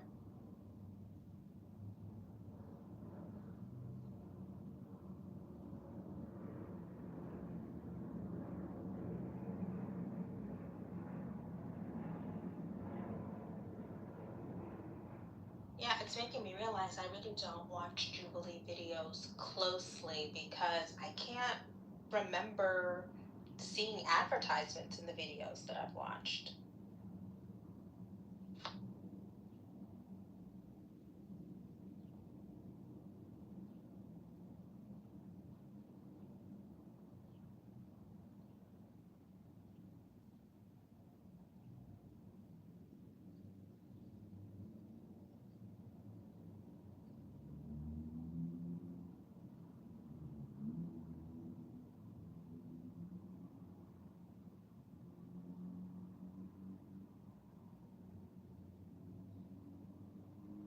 And I was just thinking, I doubt Julio has representation. I wonder who's negotiating his contracts. Like, I have a lot of questions. I was thinking about that too. Do he have a rep? I have questions for him. Does he at least have a lawyer? Like, I don't know.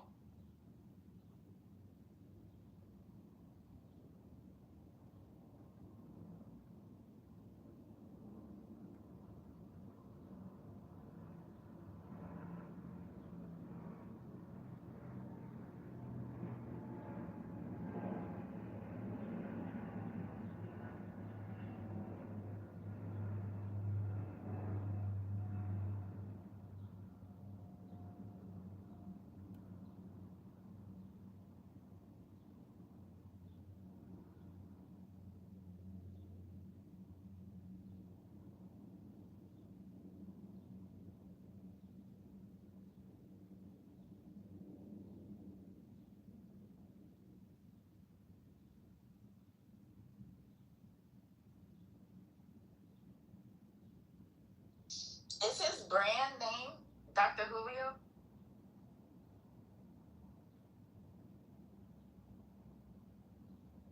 I think so.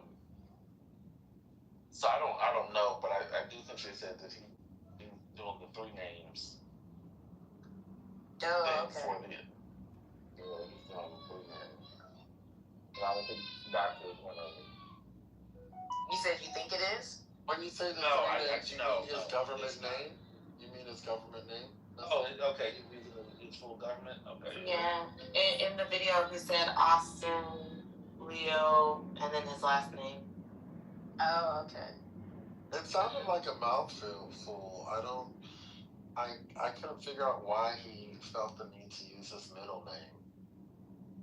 I think that's the Julio part from at least Clubhouse. It's so synonymous. He just. Oh, Julio is his middle name? Yeah. Oh. But that's also like what, so he uses Julio on this app and then goes over there. I'm Austin, Julio, last name here. It's like a slight continuation of, I guess, what he might have built off of other social media platforms. Well, why did he use his first name? Why start with Austin? What was the point of that? I'm trying to look, he black American. Probably a slight rebrand as well. Oh, okay. Removing, I'm still Julio, but I'm just not the doctor. I'm Austin. Well, whatever it is, I hope he's thinking about his trademark branding and all of that. Locking that up in case it does pop. Well, Johnny, does it sound like you need to slide them in? No, I'm not interested. Thank you. Comes to helping black folks. That's what I'm saying. No. I'm sorry, is that Wholesome talking? So It is. She want to keep a I'm black trying man to help. down. See, She's trying to help black men elevate. Yeah, I'm trying to help black men elevate. I don't understand why is that not wholesome? You can do that by sharing what I shared with you. Thank you. I don't have any connection to him. And neither do I. Why do you think I have one? I'm a man who sits on this app who pretends to have children, who's ravaged by diabetes with no arms, no legs, who only eats candy. Why would anyone listen to me? Who has a list? What else? A list. Okay. And, fill in the blank. I'll fill.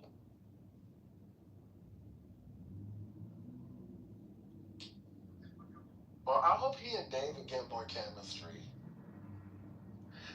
I also, I was gonna say, I was listening when you guys were talking, but I agree that that the exchange I heard wasn't dynamic at all.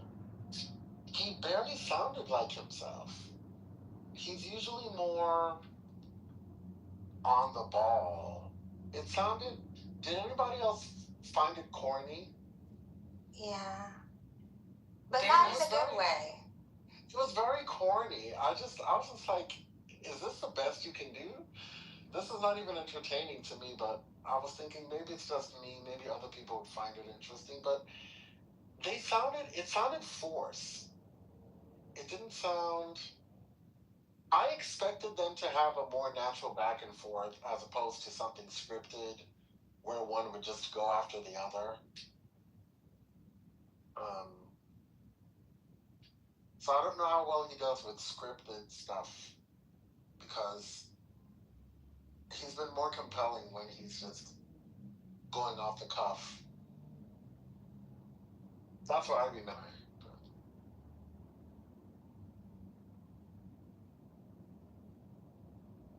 I immediately think, why only 2 people? I think maybe we needed more of a panel.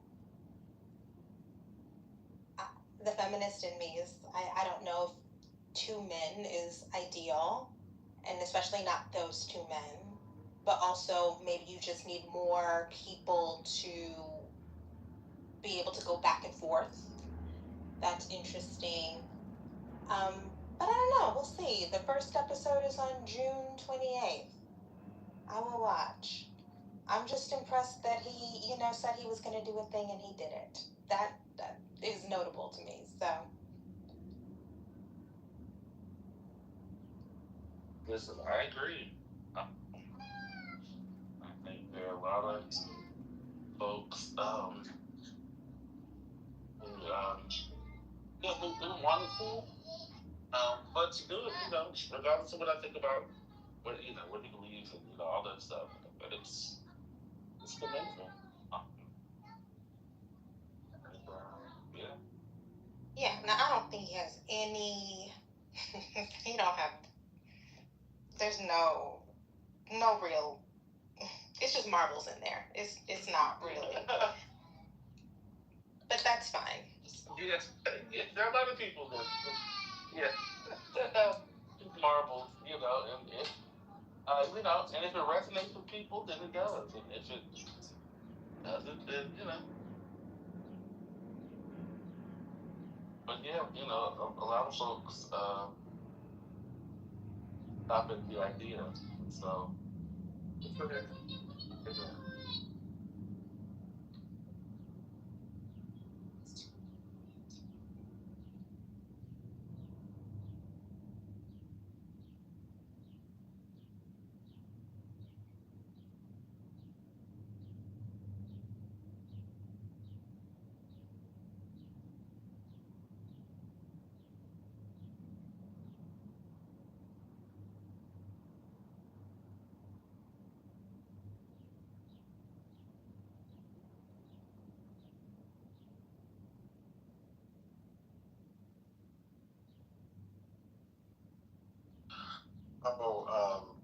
I have a friend who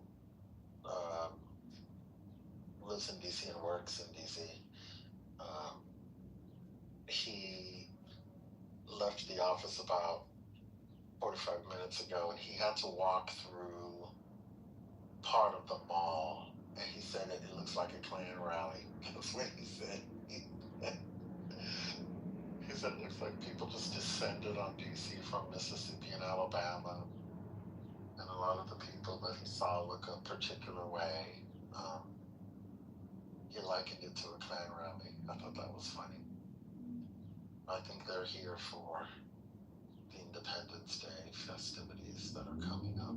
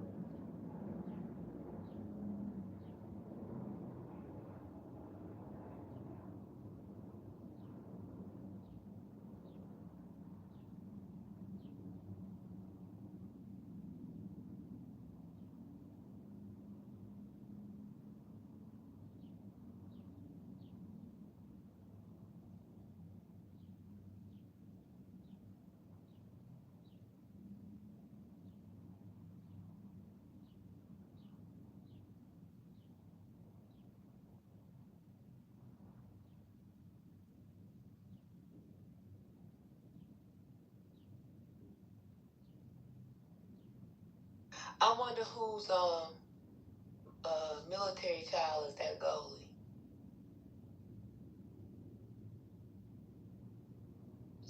Oh, wait. For Japan? Yeah. Nobody. That's a Ghanaian man. That's a Ghanaian man's work. Oh. I think. Wait, let me double check, because I think Zion is Ghanaian, but he might be Nigerian. Because you know they have a... Well, I mean, he's mixed. Because you know that's how, you know, it's a lot Yep, of... Ghanaian dad, Japanese mama. You know, they sometimes, you know, folks like pretend they mono-ethnic over places. I'll be like, oh, okay. They recognize about racial.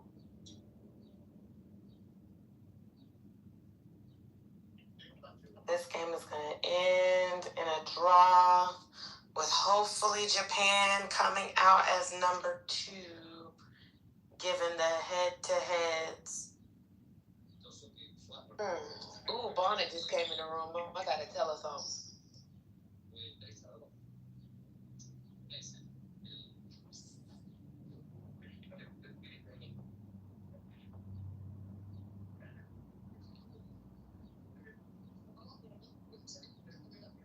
Yep. Japan will Difficulty number 2, if everything holds for 7 minutes. Yeah, Zion, get your big ass up. He don't look like he have a lick of Japanese in him. I'm just going. I ain't gonna hold you. That Ghanaian gene is something else. Listen to that.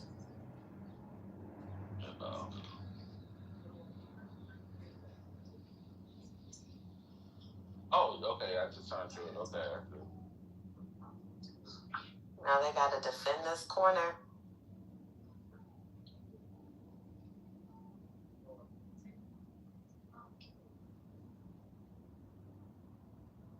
Because y'all cannot let the Swedes do this. Y'all will not. Period, Zion. Period. That goal is Japanese. Yes. Yeah, it's mama.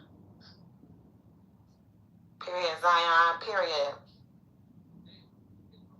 Y'all see my nephew? Look at him. How your nephew? That's insane. Listen. I be claiming everybody as a kinfolk after a while, okay? Oh my God. Sweden got a black person? They have 2.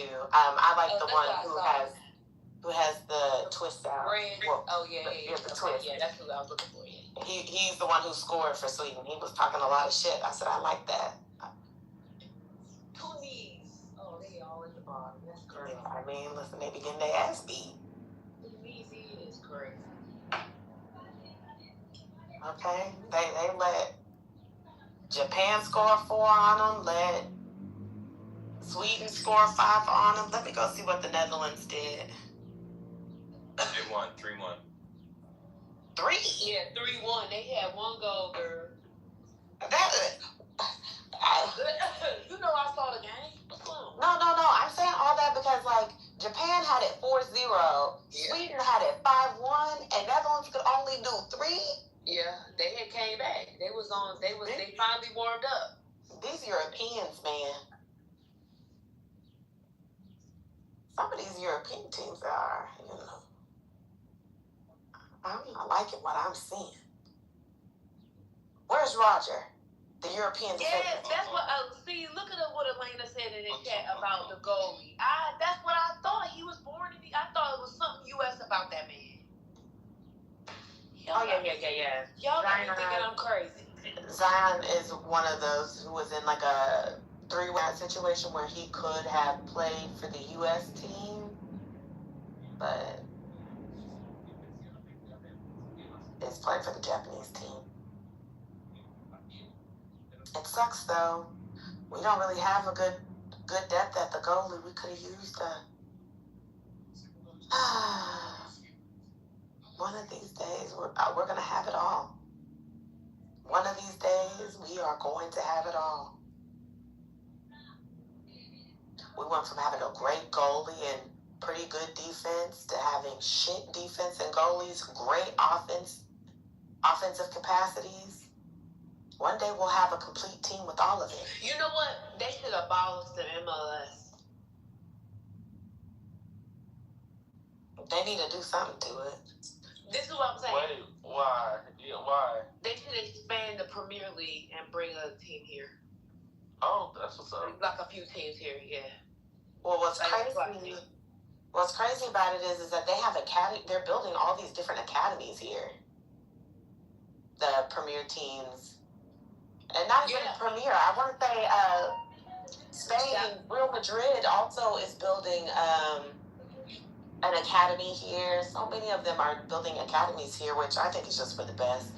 Take whatever American talent you can get and funnel them over that way, I guess. Because then they can come back home and play for the U.S. team. Exactly. It's a pipeline. If this is what it means for me to get great players, go ahead. Because MLS, I'd be going to see what they be doing over there. But my God. Now, is the money better here? No, not at all. No, not at all. Not at New York. New York offered Christian Pulisic Oh, praise God. Japan just won. Anyway, New York offered Christian Pulisic $10 million when I know he's currently probably getting, let me see how much his contract is over in Milan. I would live in Milan.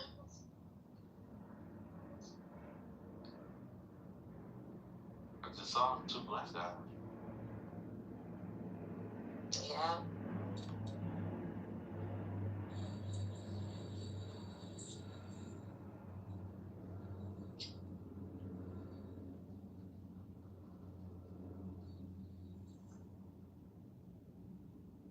So, Christian Pulisic's contract, according to, I'm going to do like y'all like to do, but I'm going to actually just say, according to the AI that pulled sources, including USA Today, it says that Christian Pulisic's contract with AC Milan is valued at approximately 26 million euros over 4 years. And New York is saying 10 million. Like, come on, get out of here. Dollars, USD. Like, get out of here. Not offering no damn money. And the boy is still young and informed. He could still make millions of dollars over there in Europe. With Balogun's first 2 games, they're talking about how that contract with Monaco, they're about to sell him for probably, I think I saw 50 million euros, but they're about to sell him for a whole bunch. Did we not say sell him? You're correct. They're going to sell his contract to another team, potentially for like $50 million. That's 50 million. Might be able to sell me. And when I say brother, that's clear. And when I said dollars, I mean euros. But like, I mean, like, you're over in Europe making money. The MLS should not be seeing a lot of the top U.S. talent, like the Christian Pulisics, until they are like 35 and want to retire. And so they come home, play for 2 years, and it's real crap, and then they retire. And that's it. Isn't that what Beckham did? I mean, he's obviously... Listen, that's what Beckham did. That's what Messi's doing. That's what half the league in Europe does. Latan did it, but then he went right back because he said, actually, I'm not an old fuck. I can still play. And then went right back over to Europe and was in them leagues kicking balls like he never left. Okay. So many Germans are doing it. Started with Bastian Schweinsteiger, and now you have Thomas Mueller over here doing the same thing. That's a Golden Boot winner from a World Cup. English players did it. Antoine Griezmann came over here, a Frenchman who literally won a World Cup in 2018. Now plays for MLS here in the States. Son left Tottenham to come over here. There's too many people who leave European leagues to retire in California or New York. Maybe Chicago, depending. No. Van asked about this the other day, but some people can do like what Ronaldo and Neymar did and take your ass over to Saudi Arabia. Get you a multi-million-dollar check.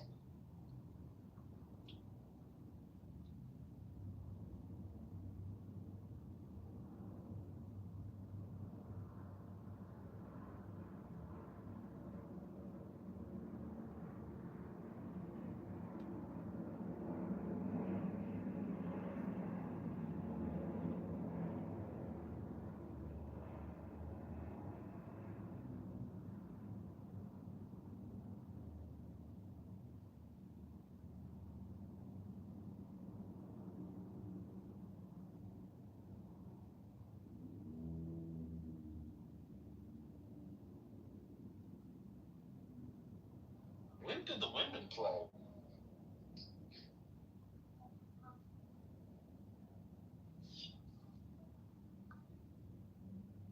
That's a good question. When do they? I think the next one is next year, isn't it? Oh, okay. Okay, so alternating years. Okay. Yeah, they last played in 2023. Okay.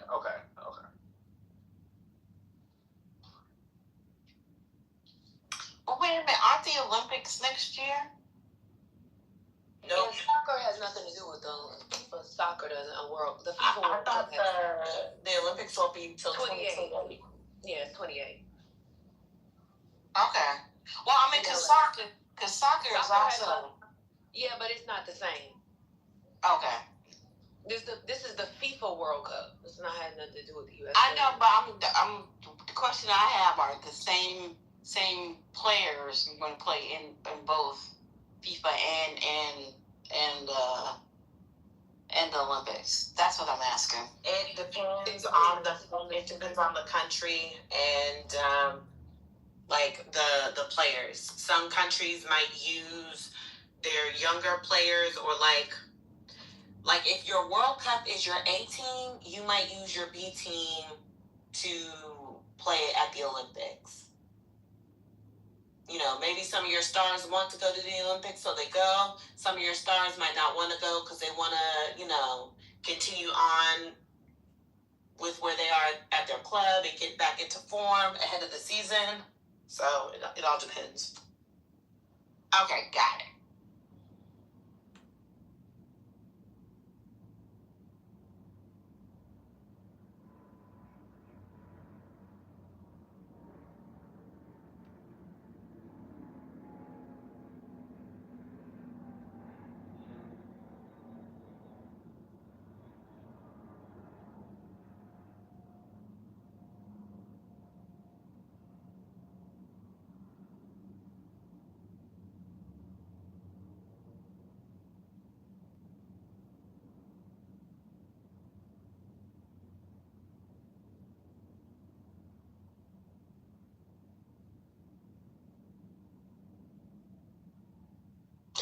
Okay, I got a question.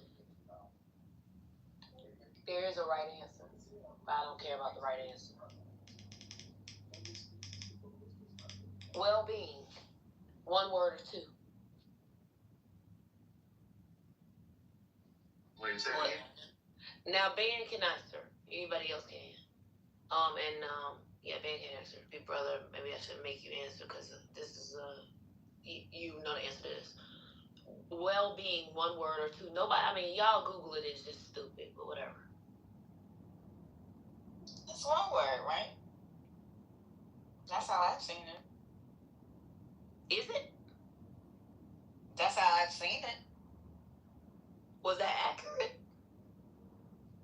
I don't know. They were like professional publications. Go up the home. Be flexible. It wasn't like an impersonal where I've seen it. It was what? Cardi? It wasn't like a personal writing. They're professional writings, like when they talk about outcomes. In the space that I work, like health outcomes and things like that, I've seen well-being as one word. So technically, in the U.S., it should be two words hyphenated. There's a British version that is one whole word, but it is becoming conflated, and it irks me every time I see the one word by someone who doesn't know. So this irks me. I've corrected it 3 times. I'm like, you're not British. Sorry. We do two words hyphenated. Yeah. I don't think it's a hard and fast rule, but it kind of irks me like when people write antitrust with a hyphen. Hello? Wait, I thought antitrust is one word. Is that not true?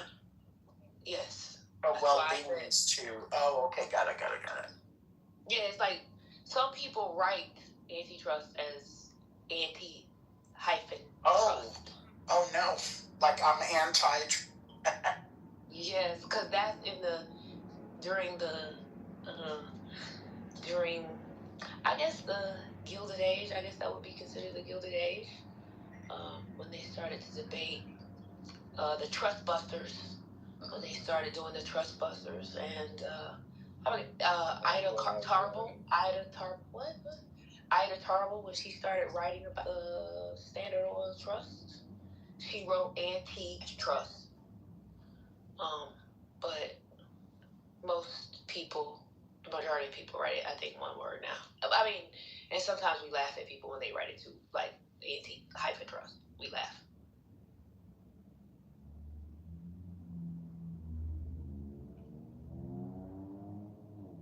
If somebody said antitrust, I would be very upset. They said antitrust? Yeah, instead of antitrust. Referring to laws. I don't know how I said.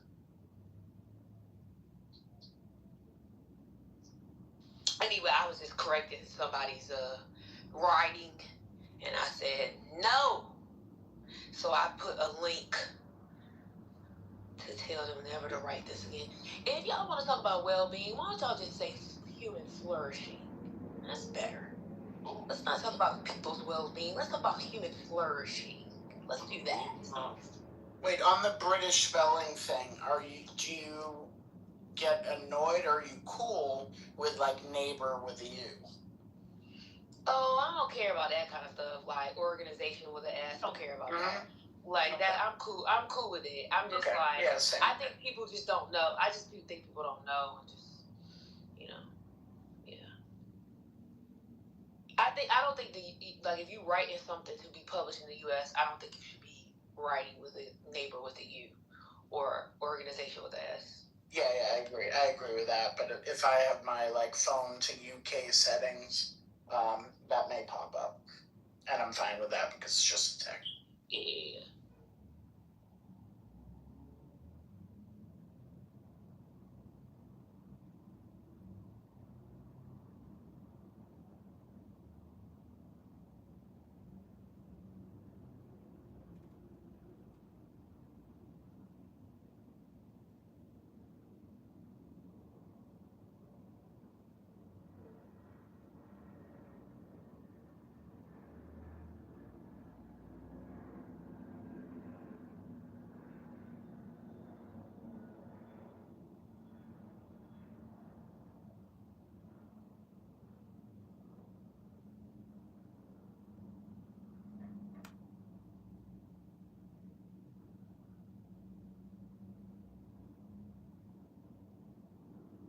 Brent, what time does this game come on? Hold on one second. The game will come on at 9:30. Well, for me, it's going to be 9 o'clock. For y'all, it should be 10. It say right here 9:30. This is confusing. Let me double check, honey, because if I don't remember hearing nothing about no damn 30. Yeah, no, it's 10 o'clock Eastern, because it's even on the... 9:30 here. Oh, okay, well, see, they're lying to you, because on the official lineup roster from the U.S. men's national soccer team, where they... What just flashed on Telemundo was 9:30 Eastern. Yeah, that's just public. That's what flashed. That's why I was asking. Wait, 9:30 Eastern when it's supposed to be 10? That's 30 minutes ahead of schedule. That's just covered. Maybe they start looking at them. Yeah. That would be coverage. So it does start at 10 o'clock Eastern. That would be 9 for you, Brother Messi. Lord have mercy. And the roster, y'all are not going. Well, y'all are gonna see Timothy, and I love Timothy, so there's that. And y'all are also gonna see Weston, so there's that. Why is Beaver in the chat? Somebody, y'all better be. Y'all better. What is Beaver doing? Y'all better pray my 10 strength. Eastern covered. Well, Lord bless it. If you don't know what you know. All day. Let me just tell y'all. All day I deal with that. All day. Sometimes in the nighttime I don't want to deal with that. Oh God. Oh, Spiritus, are you there? Yes, ma'am. Fabulous. I need to double check their roster, but there is a young man on the Turkey team who everybody's been going up for because they think that he's so attractive. He's made all the attractive soccer player lists. So I'll be the judge of that. Okay. Exactly. So that's one thing to look out for, and then you'll see Timothy, and so there's that. Ooh, thank you for that heads up. Episode 10, in case you're wondering on that. Oh, praise God, you will be up to date by this weekend. Oh, I can't wait. Yes, gay Pride weekend aside, I will be caught up. Thank you. Oh my God. Watching The Polygamist? No. No, he watching Love Island. He's a gay. But this is That clarification wasn't there. I needed it. It took me out. I'm so sorry for laughing. That's a lot of, that was extra, to be honest. well, I mean, from one to another. How about that? I just think the white boy is bulimic because the first episode, I thought he had a decent body. He's shriveling away by episode 10. Well, I mean, you also have to remember they for all of them get put on a fake ass crash diet, and so because they're not eating like that, they all like lose a whole bunch of weight on that damn show as time goes on. I need to get on that show. Wait. I mean, Scotty, you can just get some GLP-1. What's going on? This is true. I'm too lazy. Yeah, go ahead and get you a Wegovy. What you call it? Wegovy pill. What's it? Is it Wegovy? Yeah. I'm not lying. Wegovy pill. I'm not lying. I have eyes and I see what's happening here. So I don't know. That's another comment. Wait, I'm not talking about no side effects. No, I'm just saying to you. You said. Oh yeah. That No, you right. need the diet. Okay, yeah. And I know you a gay, so I'm pretty sure you already had the Wegovy before it was out. So anyway, go ahead. Oh my. Yeah, I'm also Gen X too, so. What does that mean? You got Botox? That's what that means? What happened? What's going on? Who said that? Who's spreading lies? You got Botox, Spiritus. You got Botox. Oh, you can tell us. Is spreading lies on this damn dirty I have lip fillers. Did you know that? All I'm saying, you know what? I'm not saying anything. Okay. I got lip fillers. You know what kind of lip fillers I got? Hello? I don't know what lip fillers are. Oh, you don't want to fall for it. Okay, I got you.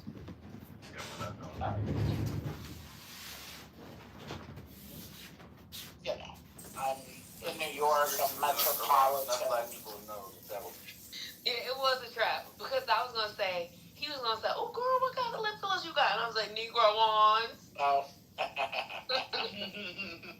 I don't even know what the names of lip fillers are. I'm not that dialed in yet.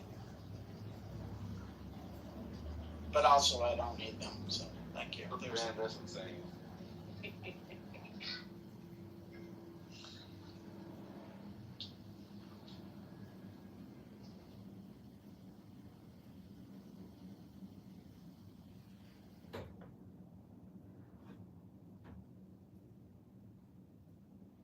Brett, are you there real quick? Brett? Yes. Yeah. Why does that guy talk like that? What was that guy doing? Which one? The guy, really tall guy. You're talking about Caleb? I mean, Corbin. You're talking about Corbin. I think, Corbin, right? Mm-hmm. The one who's real tall. He's 6'4", 224 pounds. He sure is. He reminds us of that, too. He's ChatGPT. He's Corbin AI, okay? He talks like that because that's how the computer processes. He's like an action figure. Corbin's special, okay? Corbin's special. I can't say too much positive about the boy, but I can't say too much negative neither. He just there.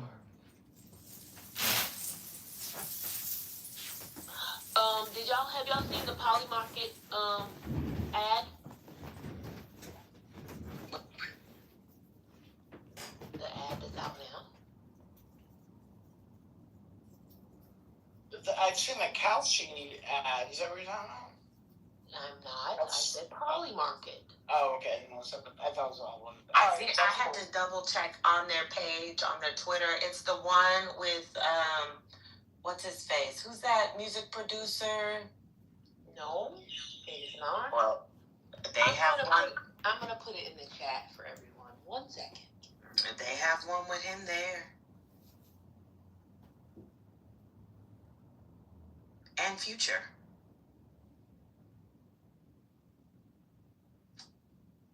I see their soccer ad. Yo, Britt, are you there?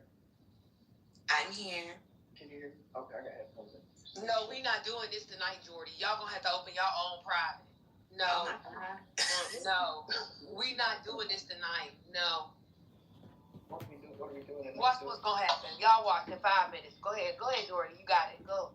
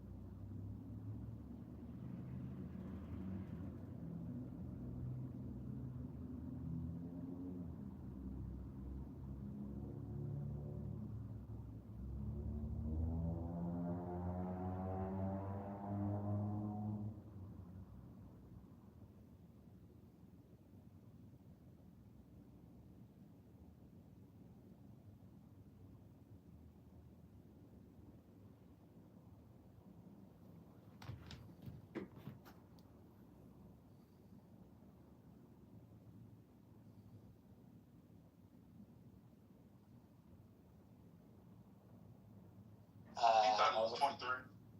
Oh yeah, okay. He's 20. He was 33. He's 33, but thought he was playing like he was 23. Gotcha. Yeah. But I did go to a gym class full of grannies, and let's just say let's go.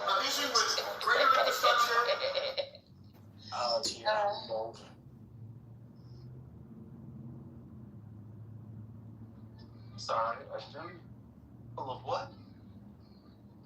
Grannies. Oh, Yeah. boy. Oh, Lord, let me tell you something. That G and R sounded like something else. Yeah. No thanks. I knew it wouldn't take you 2 days to go back to being who you are. Why did you need to clarify that step? I just got that, brother. I knew that's not what you said, but that's why I had to clarify, because I was like, no, that's not. This game is tell me more. Tell me. Because you can't help yourself. Same old person. Same old.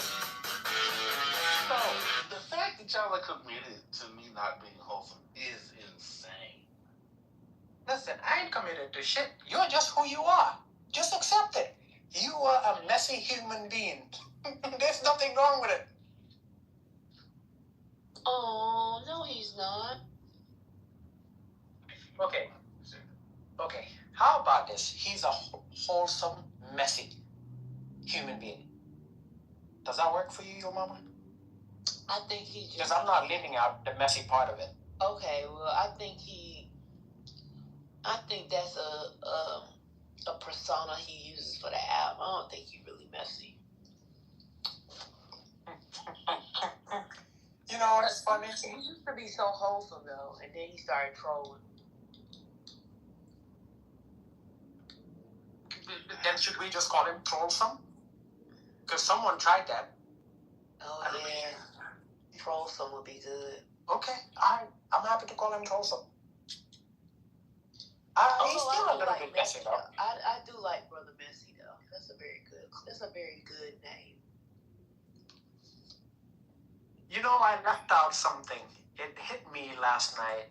One of the things, when I'm overwhelmed trying to solve a problem at work, and this is very weird, and I've maybe for some reason my brain is fried. I think back at conversations on this app, and then, ideas start flowing just naturally. And you know how they were listing out the individuals you had to talk to in order to see if you can sustain it enough, in order to prove if you're actually going to go back to being messy or not. There was one thing that was left out. Do you remember? Not an individual, but something, a conversational topic that was left out. Brother, do you know what I'm thinking about right at this moment? Because we listed Norm, we listed a whole bunch of names and all that. We listed a series of topics, but there was one thing that wasn't mentioned at all. What? Spiritus and the chicken. How lions are. Wait. No, that's between us. It is between y'all. But the rest of the room. No, he's saying I can't bring that up because it's not. Brother, look in the chat. Hurricane, can you change your picture? Because I can't. Every time I look at it, I can't see which eye is looking at me. See, that's what I love. Brother Roger, let me tell you something. I don't care what you say. That man got a Dojan from Mississippi and Alabama in the blood. Y'all can't tell me otherwise. Well, I just want to say, brother, that in a world that rewards outrage, indecency, cynicism, etc., you are a breath of fresh air, and you are needed. Your decency, your quiet power, all of that is needed at this moment in this space. God bless. Your mama. Did this dude just sound like a politician to you? You've been around politicians enough to be able to tell. No. When someone seems like he's been practicing a stump speech. I was digging deep on that one between work emails. Thank you. Nope. Not the cynicism line.